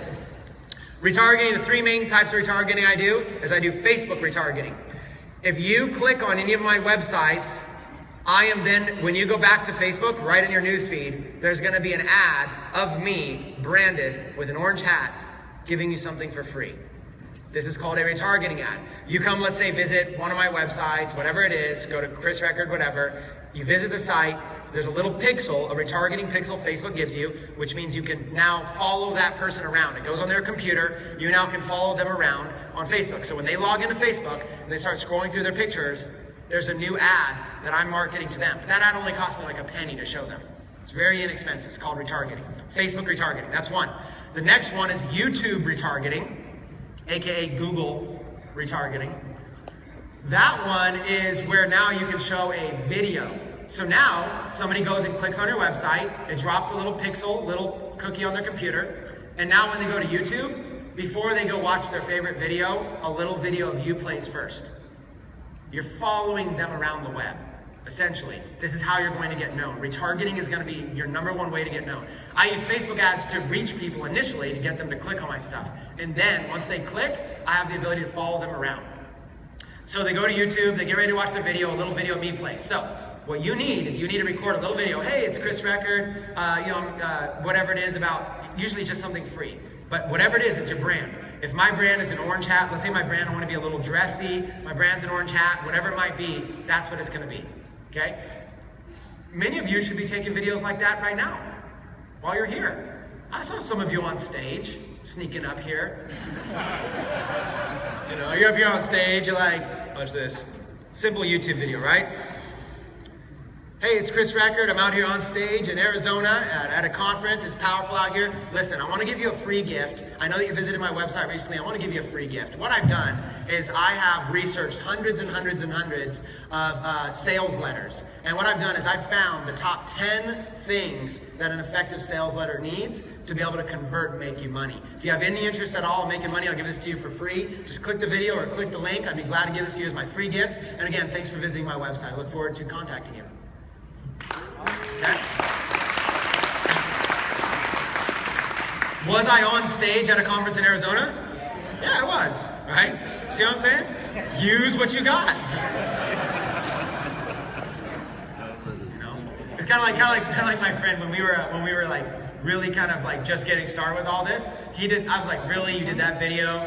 And it's so funny, we were at like a Bentley Lamborghini dealership. It's like, here I am at the Bentley dealership, you know what I'm saying? Bentley, Rolls Royce, Ferrari, yep, because that's how I roll. It's like, you're literally walking through, you know, after hours a dealership. But he's like, hey, I said I'm at the dealership. was pretty funny. So how do you get people to know you? You reach them with some basic advertising to get known, but then once people click it once, you follow them around. Have you ever heard the message like with radio? How many times do you need to say your name on radio before someone remembers it? 7 times, right? That's a very common type thing. So if you click on my website, I can't imagine you know everything about me, but if you click on my website and I follow you on Facebook, now in your Facebook newsfeed, you see me again. That's now twice.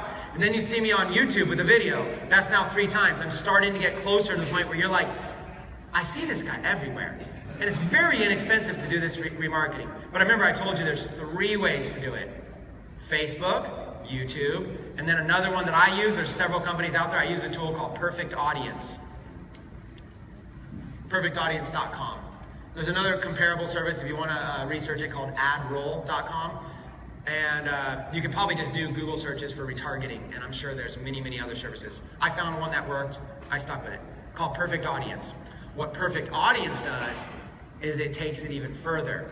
Now, when you're on a sports site and you're checking out the sports scores, a little banner on the right side of actual banner ads on that website are me on that website. Now here's what's crazy. I'm not paying Google ads on that site or whatever. They're using a little ad space on that site. And all I'm doing is I'm paying for just you to see the ad. Just one person. That site might have 1 million people a month. They might charge me tens of thousands of dollars to advertise there. But I can advertise there for like 2 cents or 5 cents or whatever for you to see it again. So what I'm doing is I'm basically saying, if you click my website, I'll spend another 10 cents following you around the web so you can see me for 7 times. Now you know me.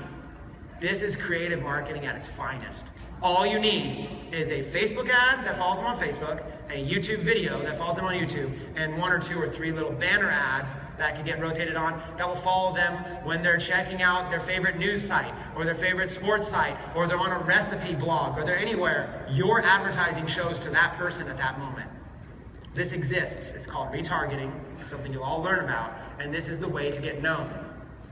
You can also get known by going to events like this, but you're only going to get known by 100 or 50 people. When you do this, you can get known by 10,000 people or 100,000 people. You offer them something for free, they opt into your list, you deliver them a little value, then you sell them something. You sell them something, you've now made money, hopefully more than you're spending on retargeting. I spent $1,000 last month on retargeting, that resulted in $2,000 in income. Scale City. Now I'll spend $10,000 a month in retargeting. And the amount of exposure you can get with $10,000 a month budget in retargeting, you are going to get known. You now get to play at the big league level. Even though you never had fingertips to make all this possible. You can be at the level of an Anthony Robbins. You can be at the level of a Gary Vaynerchuk. You can be at the level of a Ty Lopez or a Mark Cuban or you know, anybody. I'm naming guys only. That's like, you can literally be whatever celebrity icon you like or you visualize or whatever. You can be at their level by using this creative workaround with retargeting. I love it. It's absolutely the way to do it. Now that you have people that know you, you're not done yet. Who cares if they know you, if they hate you? What good is that? So you have to give them something they like. You know how people will like you? Give them something for free. Give them something for free. Did I just say, hey, I've gone through 100 different sales pages, and I wrote down the 10 things that all the effective ones have in common, and I've saved you the time and energy. Over 100 hours invested into this, I've got it down to a simple document that these are the top 10 most highest converting things about a sales page. Feel free to use it. It's my gift to you for free to start our relationship. Now, they like you. You've done something to enrich their life. Find a way to enrich people's lives, and they will like you. They know you, they like you, now they've got to trust you. You know how to get them to trust you? When you give them something for free, and that thing enriches their lives, and you start giving them value, you now have a relationship that says, ever since I met this person, Chris Record, his teaching, it just stands out. Like, what he gives me just for free is so helpful that most of the people are charging money for just what he gives for free. Suddenly, they trust that. So if I give away a lot of free information consistently, the moment that I'm ready to charge $100 for something, they go, here's what their thinking is all the time. Well, geez, if what I got for free was that good, I can't even imagine what I'm about to get for $100. I'll bet it's just next level. and they're willing now to trust you with an investment because you've enriched their life. They know you through advertising, they like you through giving them something for free, and they trust you because that free thing you gave them has been helpful and you've just delivered tons and tons of value to them without asking for money. This is the key to being an effective and persuasive salesperson. And it can go on any channel, any platform, in-person sales, online sales, offline, doesn't matter. The KLT factor is the key. Did you guys get value out of that? Yeah.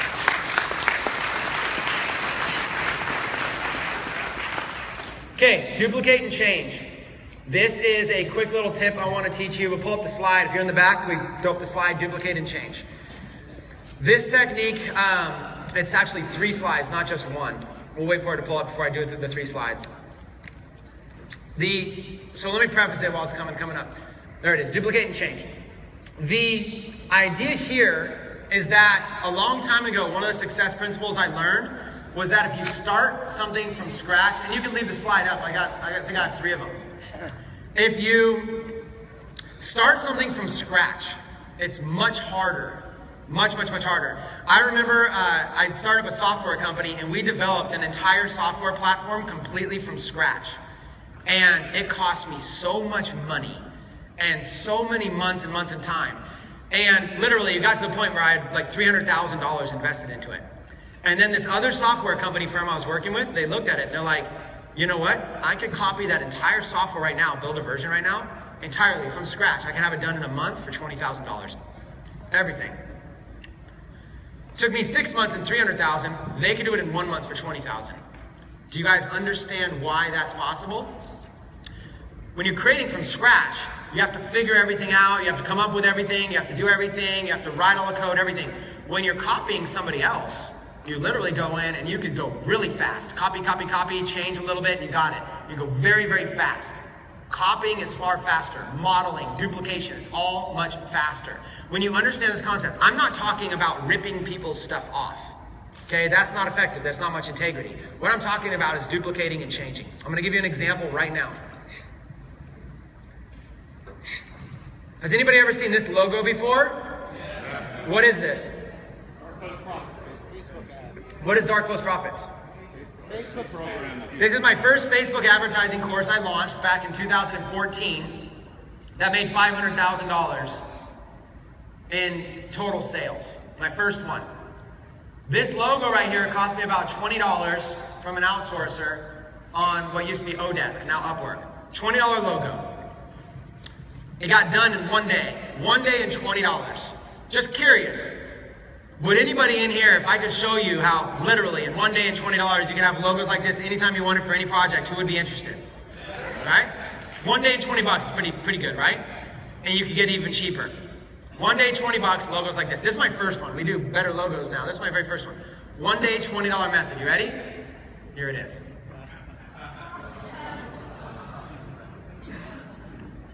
Does anybody notice any similarities? Let it resonate for a minute.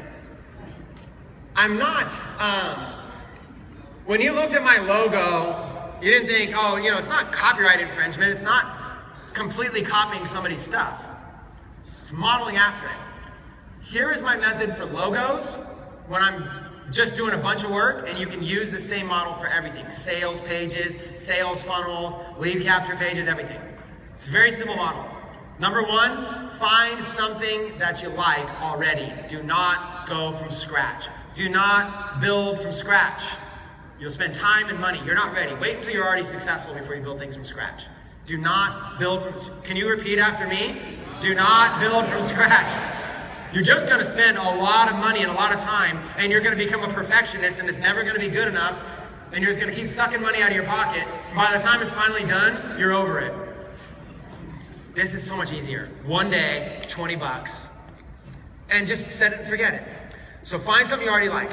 What I did was I went to a site called Sports Logos, and I went and browsed through a bunch of sports logos, and I was like, there you go. My thing, Dark Post Profit, is 3 words. Final Four Atlanta was 3 words. Dark, final, change. So what I did was I did a mock-up. Change the word final to the word dark, change the word for to the word post, change the word Atlanta to the word profits.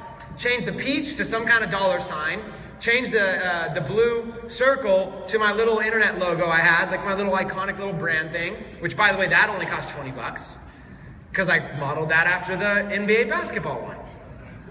You turn that thing sideways like that, it's just an NBA basketball player with a two-tone.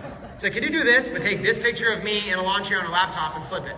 And then over there, change the word 2013 to say Chris Record Presents, and change the basketball. I was gonna make it, I think I told him change the basketball to like a shield or something like that, and I saw it, I didn't like it. I said, just take that out.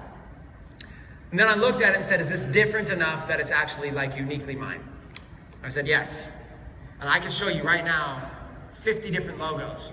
When you get to the point where you learn to go fast, right now I can actually create, remember that thing that I just told you about? 10 high converting elements that every sales page has in common or whatever, right?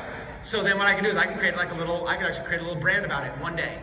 Create a logo. Maybe the logo is going to be called, the logo will be called like Sales Conversion Secrets. There it is. Sales Conversion Secrets. Change final to the word sales, change forward to the word conversion, change Atlanta to the word secrets, change the peach to some sort of a sales page, looking like a little page, change the NCAA on the top right there to the number 10 or something like that, or a star or something like that, and change 2013 to, you know, my company name, whatever. Tecademics Presents or Chris Records Presents. Boom. And if you got a good design or whatever, maybe 10 bucks, maybe even 10 bucks. You got somebody who can do it, 10 bucks, do it real quick. If you're ever using outsourcers, they need specific instructions. They really do. Take an image, like this Final Four image, draw arrows to the word final, and say what you want it to be changed to. Draw an arrow to the word for it. Just mock it up, give it to them, they'll do it, and they'll do it right the first time. If you don't do what I'm saying, you'll get an outsourcer, and they're gonna deliver back something that just looks like the ugliest logo you've ever seen in your life. And then you're gonna say, I tried outsourcing, but it's garbage. There's no good designers out there. You know, you say it's possible, but I tried and it didn't work. Everybody tells me that. Because you're not using the system. The system is, know what you want in advance to ever using them, be very specific, give it to them, and they'll give you right back what you want. I did this for everything. I literally did this for all of my everything. Until now, obviously, we have full-time staff. Now our stuff is clean. I mean, our stuff is very clean, very branded, but it didn't start that way. It started with me working from home, from my couch, with a laptop on my lap, only willing to spend $20 max on a logo, and I'm so last minute with everything, I need it in like 2 hours. This is where it started, okay? Let's go to the next one here. Let's go to the next slide. Structured outlines for efficiency. Okay. What's going to happen is that earlier I told you about my miracle mornings, okay? It starts out, and structured outlines I now call stacking. I just didn't change the slides. I actually call it stacking. Stacking is the actual term for it. Remember my structured outline for my miracle morning. I wake up at 5, I go back to bed at 5:20. I wake up at 5, turn off the alarm clock in the bathroom, and then drink a glass of water, and then put on my gym clothes, and then read an affirmation, and then, once the clock hits 5:20, decide if I want to go back to bed or not. Okay, that was a structured outline for my morning. You have to create a sequence of events that you're doing with whatever it is. If you're teaching here on stage, do you notice how I'm sort of like ad-libbing and talking from my heart, being very personal and stuff like this, but do you also notice I'm following a structured outline? So the structured outline doesn't have to be a 400-point PowerPoint presentation. It can literally just be a big block sentence that shows up for 30 seconds and then it cuts to me on video. This is a structured outline. I have a talk right here, 17 minutes and 35 seconds remaining left in this talk. There's structure. I have time for structure. I have a screen right here showing me which slide that I'm on. We know the structure is they're going to show the slide for 30 seconds to a minute, enough time for you to be able to write it down, and then it's going to cut back to me on video so I can work around the stage and show you this. It's structured. If you are writing a book, you'll need a table of contents. If you are building a membership site, you'll need a syllabus, an outline. You'll need categories, you'll need lessons. If you are writing a blog post, and it's 5 main points, you should have the 5 main points. Those 5 main points should be big subheaders, and underneath should be a paragraph and maybe a picture. Structure. Everything should have structure. You'll be far more effective. When you're writing emails to your list, your emails should follow a structure. Don't use big, bulky paragraphs. Every time that there is a period, break it to a new line. The mind cannot quickly read big, long paragraphs. You will lose all your audience. Have structure in your email. Short brevity with everything that you do. Create structures. I call it OCD. OCD level 1, 2, 3 to 10. On my side over here is me. At the end of the night, when I get undressed, I take my clothes and I throw them over to the section of the room that they're most likely supposed to be in. Okay? That's OCD level 1. Take out my clothes and they end up like near where they're supposed to be, and I figure the job is done. Okay? That's me. You have Jim Piccolo on the other hand, who's OCD level 10. Everything has a home. We go to Jim's office, and the biggest prank that we like to play with him is we go take his little paintings and stuff on the wall. We just slightly turn them a little bit to the side, and we see how long it is till he notices. He walks in the office, he's like, hey guys, let's go. What the heck? And he walks right over, and he starts straightening everything. When he's sitting there talking at his desk, we'll do something like move one of his pens just slightly 45 degrees. He'll be sitting there, da-da-da-da, and he'll be just talking and straightening out stuff while he's talking. It's everything nice and neat. OCD level 10. OCD level 1 over here, and I had to get to OCD level 10. Structure. Structure will get you there. Stacking and structure. Let's change the word structured outlines to stacking. What I want to teach you is this simple method right here. First, I will do this. And then I will do this. And then I will do this. Okay? We're going to start. Very basic. First, I will do this. Then I will do this. Then I will do this. Now let's add some complexity to it. First, I will do this, then I will do this for 5 minutes. Then I will do this for 10 minutes, then I will do this for 5 minutes. Now it's getting a little more structured. Let's add a little bit more on top of that. You guys ready for this? This is stacking. It's called habit stacking, by the way, if you want to research it on Google. First, I will do this, then I will do this for 5 minutes while doing this and this. Then I will do this for 10 minutes while doing this and this. Then I will do this for 15 minutes while doing this, this, this, and this. Okay? Watch what's happening. You start to write down this as like a little algorithm for how you schedule your life. Let's put it in a real application. Okay? First, I will wake up at 5 a.m. Then I will, let's say, read a book for 15 minutes while laying outside and getting some sun. There you go. Pretty simple, right? Then I will make a cup of coffee while writing my outline for notes while the coffee is being made. Okay? Then I will check my social media for 15 minutes while walking on the treadmill. Do you see where I'm going here? Or then I will take a walk for 15 minutes while listening to a podcast, while getting some sun, while going to the store or going to the coffee shop. So what you do is you create this domino type effect. First I will do this, then this, then add times, and then add stacked activities. The key to stacking these activities is simple. Very, very simple. Every stack of all these things you're doing at the same time, well actually, let me just make a bold statement. First things first, you need to stop immediately being a multitasker. No more multitasking. Multitasking is dead. Let's start a revolution where people stop multitasking. It's not effective. There's a much better technique than multitasking will gonna drive you crazy. You know what multitasking equals? Busyness, stressfulness, a bunch of things going on. You can't handle it all. It leads to overwhelm. Multitasking, we're not computers. The whole thing came from computers. Computers multitask, and then we thought we were all cool because we can multitask. No, you're not a computer. You know what I'm saying? Let computers do the multitasking. Replace multitasking with stacking. In order to stack effectively, every stack, I'm going to draw this out at some point. Every stack, so first I will do this, that is a stack. Then I will do this stack. Then I will do this stack. Each stack has a time frame, and it has a primary activity that requires your focus, along with several secondary activities that do not require your focus. This is the key. You guys might be thinking, what does this have to do with making money online? What I'm about to show you is actually going to be probably the most effective thing that you're going to do to make money online. If not, probably the most effective. Okay, ready? I'm gonna apply it with this whole daily routine thing, then we're gonna apply it to making money online. First, I will do this stack, then I will do this stack, then I will do this stack. Apply a time frame to them. Each stack has a lead activity right here in the front. This is my primary activity. This requires my focus. An example of a primary activity is reading. While you're reading a book, this requires your focus. You should not be reading while also driving a car, which also requires your focus, right? So you need to figure out what is a second, if driving a car to a destination is a primary activity, can you also drive a car to a destination while drinking a protein shake? Yeah, or while listening to a podcast? Yeah, like there's gonna be several activities you can stack. Driving a car is a primary activity.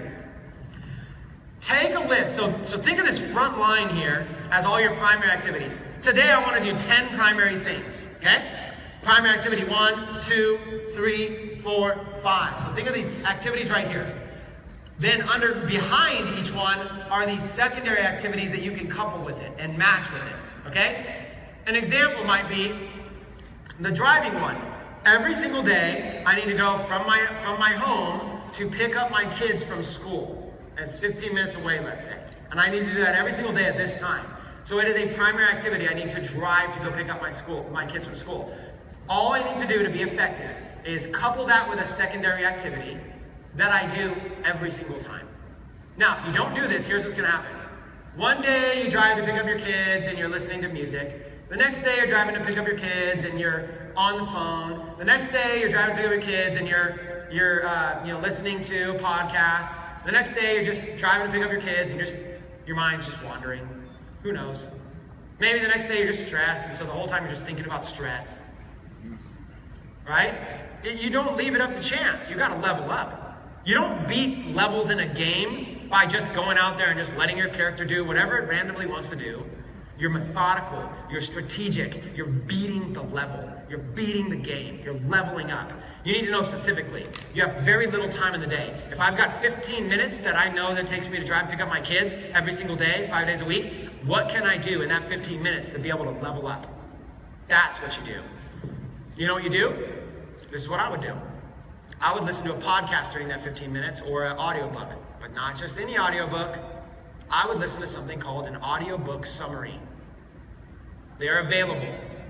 Anybody want to guess roughly how many minutes long an audiobook summary is? About 10 to 15 minutes.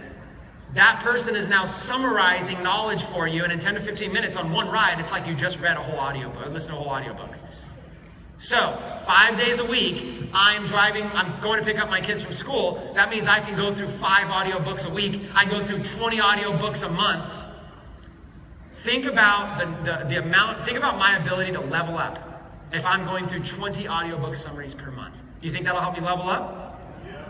Now, what if I want to level up on a certain topic of the month? 20 audiobooks that are all about health and fitness and health and wellness. Maybe I get intermittent fasting as an audiobook. Another one I give is, an audiobook that's a summary of like the 4-Hour Body from Timothy Ferriss. And then, do you see where I'm going? I dedicate the whole week or the whole month to health and fitness. And I go, I want to level up my health and fitness game. So I'm going to listen to 20 summary audiobooks. I'm going to fit it in, because nobody has time. I'm going to fit it in a little 15-minute segment when I go to pick up my kids. This is how you're going to stack your activities. This is going to be the key. Everything you do is going to be the key. You can stack so much stuff, you guys. I don't need to get into it all. Stacking is going to be something you all need to do. You need to put it in an order, at least your morning. Find as many things that you can get into I've heard all the time, success is found in your daily routine, right? Massive success is found in a stacked daily routine. This is your key to leveling up. This is absolutely your key to leveling up. This segues very nice into the next slide. IPAs, income producing activities. I told you I was going to show you how to take this stacking idea and make money with it. Here's a fun story for you. I was the chief internet officer for a publicly traded company prior to my son being diagnosed with autism. Getting paid around $9,000 a month in salary. I was fine with it. Had stock options, stuff like that. I was working about 80 hours a week. We had a child. I had a pregnant wife. 80 hours a week. 2-year-old, well, 1.5-year-old child, whatever, pregnant wife. Would you say my life was fairly busy at the time? Okay, like 80 to 100 hours a week, literally, okay? And kids and married, but I was fairly busy. Stumbled across an opportunity. It was an income opportunity, like a business opportunity. It was a blogging system for $25, then went into a $100 a month product and went all the way up to about $5,000 in products. You could sell them, you could earn commissions. So I played around with it, part-time, was kind of like put the feelers out to see if anybody would be interested in an opportunity like that. Okay, some of you know the company. So the feelers were out, people liked it, so watch what I did. My biggest obstacle was time. And just to know about my relatability here in the room, would anybody in this room, can anybody relate to time being one of your biggest obstacles in your life right now to be able to have success? Okay, it was my biggest. My biggest was time. I liked the opportunity, I didn't have the time to build it. There was all these conference calls, there was all these webinars, there was the products to go through, there was the learning curve, I had to learn the compensation plan, I had to figure out how to build a list, I had to do all this stuff. I didn't have time for that. Here's what I did. I said, I'm willing to dedicate 1 hour per day to this business. That's it, 1 hour per day, period. I took 1 hour per day and I said, in this hour, what's the most amount of things I could get done? Now, do I want to dedicate that hour to watching a webinar? Maybe, but that's not going to make me any money. Like, just think about it, let's be honest. I just told you all that how excited I am about reading books, right? How much money do you make when you read a book? None. But I'm excited about it, but it doesn't make you money. Reading a book is like sharpening your skill sets. Attending a webinar, attending a conference, how much money are you making by being here? None. You're here to sharpen your skill sets. So there's a time and place to sharpen your skills. But if you want to make money, coming here doesn't make money. You could have taken the same amount of time that you spent so far here today, literally just making sales calls, and it would have been much more likely to make money than sitting here. You're here to sharpen your skill set. You're here to be part of a business opportunity. You're here to be able to strengthen your ability to make money. But this is a non-income producing activity. Doesn't mean you shouldn't be here. Don't get scared and think every hour of your life has to be making income. But this is not an income producing activity. Reading a book is not. Waking up at 5 a.m. is not.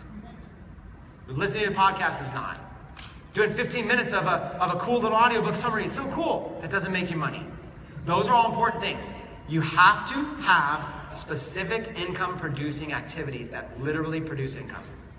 You guys know the name of my conference, 3C, stands for Create Traffic, Capture Leads, Convert Sales. That came from this concept of what actually makes money.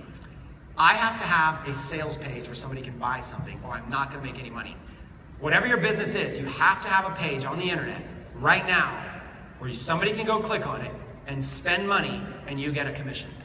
You have to have that, a sales page. It doesn't have to be your own. You can sell for somebody else. You have to have a page that exists where somebody can go put in their credit card information or take an action where you get paid. There has to be. So you start there. Convert sales. There has to be that option. Next, you have to be able to capture leads. You have to be able to build a list so you can build a relationship with people so they know you, like you, and trust you enough to be able to buy something. Okay? So you have the thing for sale. You have the ability to build a list and develop a relationship. And then you need traffic. You need audience. AKA know you, like you, trust you. You need to have an audience of people that want to buy, that you can get through your funnel, and they need to go buy something. So, income producing activities for me was anything I was doing to create traffic, anything I was doing to capture leads, anything I was doing to convert sales were my income producing activities. I made a list of all the things that I could do in 1 hour that would produce income, and that's all I did for that hour, period. And I did it as fast as possible. I started realizing the inefficiency that people use to make money. Example, has anybody in this room ever written a blog post? Raise your hand. Like really, if you've ever written a blog post. Okay? Raise your hand if it has ever taken you more than 1 hour to write a blog post. Be honest. Look around. Just hold your hand up, look around. Over an hour to write a blog post. That's when I started, when I gave myself the 1 hour, that's when I started recognizing the inefficiencies. If I spend 1 hour to write a blog post, I have a blog post. How many people have seen it? 0. Just think about that. What if I took the same hour and spent 5 minutes to write a blog post and spent 55 minutes promoting it? Would that be more effective? See, I started recognizing the inefficiencies of what people do for activities. An example of an inefficiency. Let's say I'm building a Shopify store. If I spend 20 hours designing the most perfect Shopify store and nobody sees it, how much money am I going to make? Zero. Instead, if I spend 20 minutes designing a single product page and then spend the other 20 hours or whatever figuring out ways to drive traffic to see if that sells, the chance of me making money is much higher. Learn to focus your time on the specific income-producing activities, not the busy work. Busy work is creating your Shopify store. Specific income-producing activities is driving traffic to a page where people can buy something. That's specific. Facebook ads. A non-income producing activity is when you literally just go watch 25 webinars about Facebook ads and you still haven't placed your first ad. And this is what people do. Efficiency, follow what I told you to do and go do it. Even if you lose 10 bucks, just go do it. You're actually doing an income producing activity, you're learning that. So, anything you do to create traffic, capture leads, or convert sales is an income producing activity. What I quickly learned in that company was I had a sales page I wanted people to go to. I had a lead capture page where I wanted people to opt into my list before going to that sales page. And I had traffic over here. Once I had the sales page, and once I had the lead capture page, I only had one job left to do, and that was drive traffic. So guess what I spent all my hour doing? Driving traffic. Or sometimes I would call and make sales or whatever it is to make money. All I did an hour a day was drive traffic. 80 to 100 hours a week in my job, newborn child, pregnant wife, 1.5-year-old child. And in that company, part-time, an hour a day with a full-time job, generated $500,000 in commissions by working an hour a day. Do you guys understand the power of efficiency? Everybody asked me, what on earth did you do? I said, well, you just attended 4 hours of webinars. I just did 4 hours of driving traffic to a lead capture page that went into a sales funnel and made 22 sales in the same 4 hours. But they go, but this webinar was important. I needed to learn the stuff. Yeah, I was on the same webinar. Oh, that was my stacked activity. I was driving traffic while the webinar was going on. Right? And then after the speaker, I got done telling some crazy stories about some spider off in another country that was really intriguing to them. I did hear one little really important thing, and I quickly jumped over there and got that, and then I went back to my activity. The spider was fascinating, but I just was checked out. Traffic was more fascinating. It was actually a pretty cool story, but it just didn't make me money, so why was I going to listen to it? If you do not have a list of income-producing activities right now that you do when you sit down on your computer, you will not be successful. You will waste time. You will be a busy person instead of a productive person. It's inefficient. So what are my challenges for you? We're due for a break. So what are my challenges for you here? Let's recap and let's talk about some challenges and let's take a break. I still have some Facebook advertising stuff. I wanted to first of all, there's so many different styles I can do. I can build very detailed PowerPoint presentations. I can go live. I can talk from my heart. Just let me ask you, did you guys enjoy this session of me just being honest and authentic with you?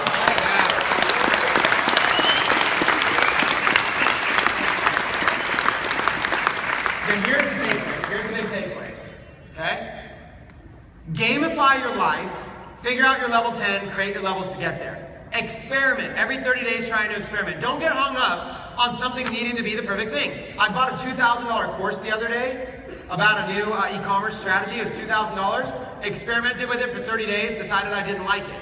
I didn't even get a refund or anything. I just went on an experiment. I went on a journey for 30 days and I go, because it had to do with Amazon, and I just thought maybe if I could learn these little things, I experimented with it for 30 days and then decided, okay, let me go a different direction. That's not something I want to go in. I was completely fine with that experiment. Experiment often. Experiment with things. Experiment with life. Gamify life. Experiment with life. Create a structured outline for your life. Get very, very organized. Get very disciplined. Work your way for these small little victories as you level up. Okay?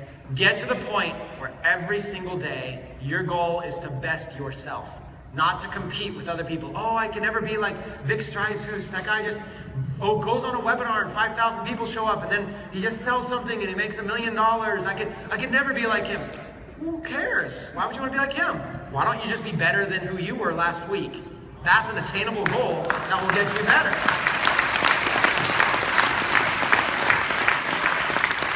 Just kidding, Vic. I do want to be like you one day. Best yourself. Gamify life. Make it fun, make it exciting, but challenge yourself. Challenge yourself. Get out of your comfort zone and to ask yourself, do you have a big, audacious dream that's willing to drive you to be uncomfortable to be able to go after it? Or are you willing to make an impact on the world? I'm humbled and honored to have all of your attention for a full 2-hour session. I love you guys. We are going to, I'm going to pass the mic back over to Michael Hamburger. Thank you all for being here. I'm going to come back a little bit later this afternoon with some more training. Appreciate each one of you.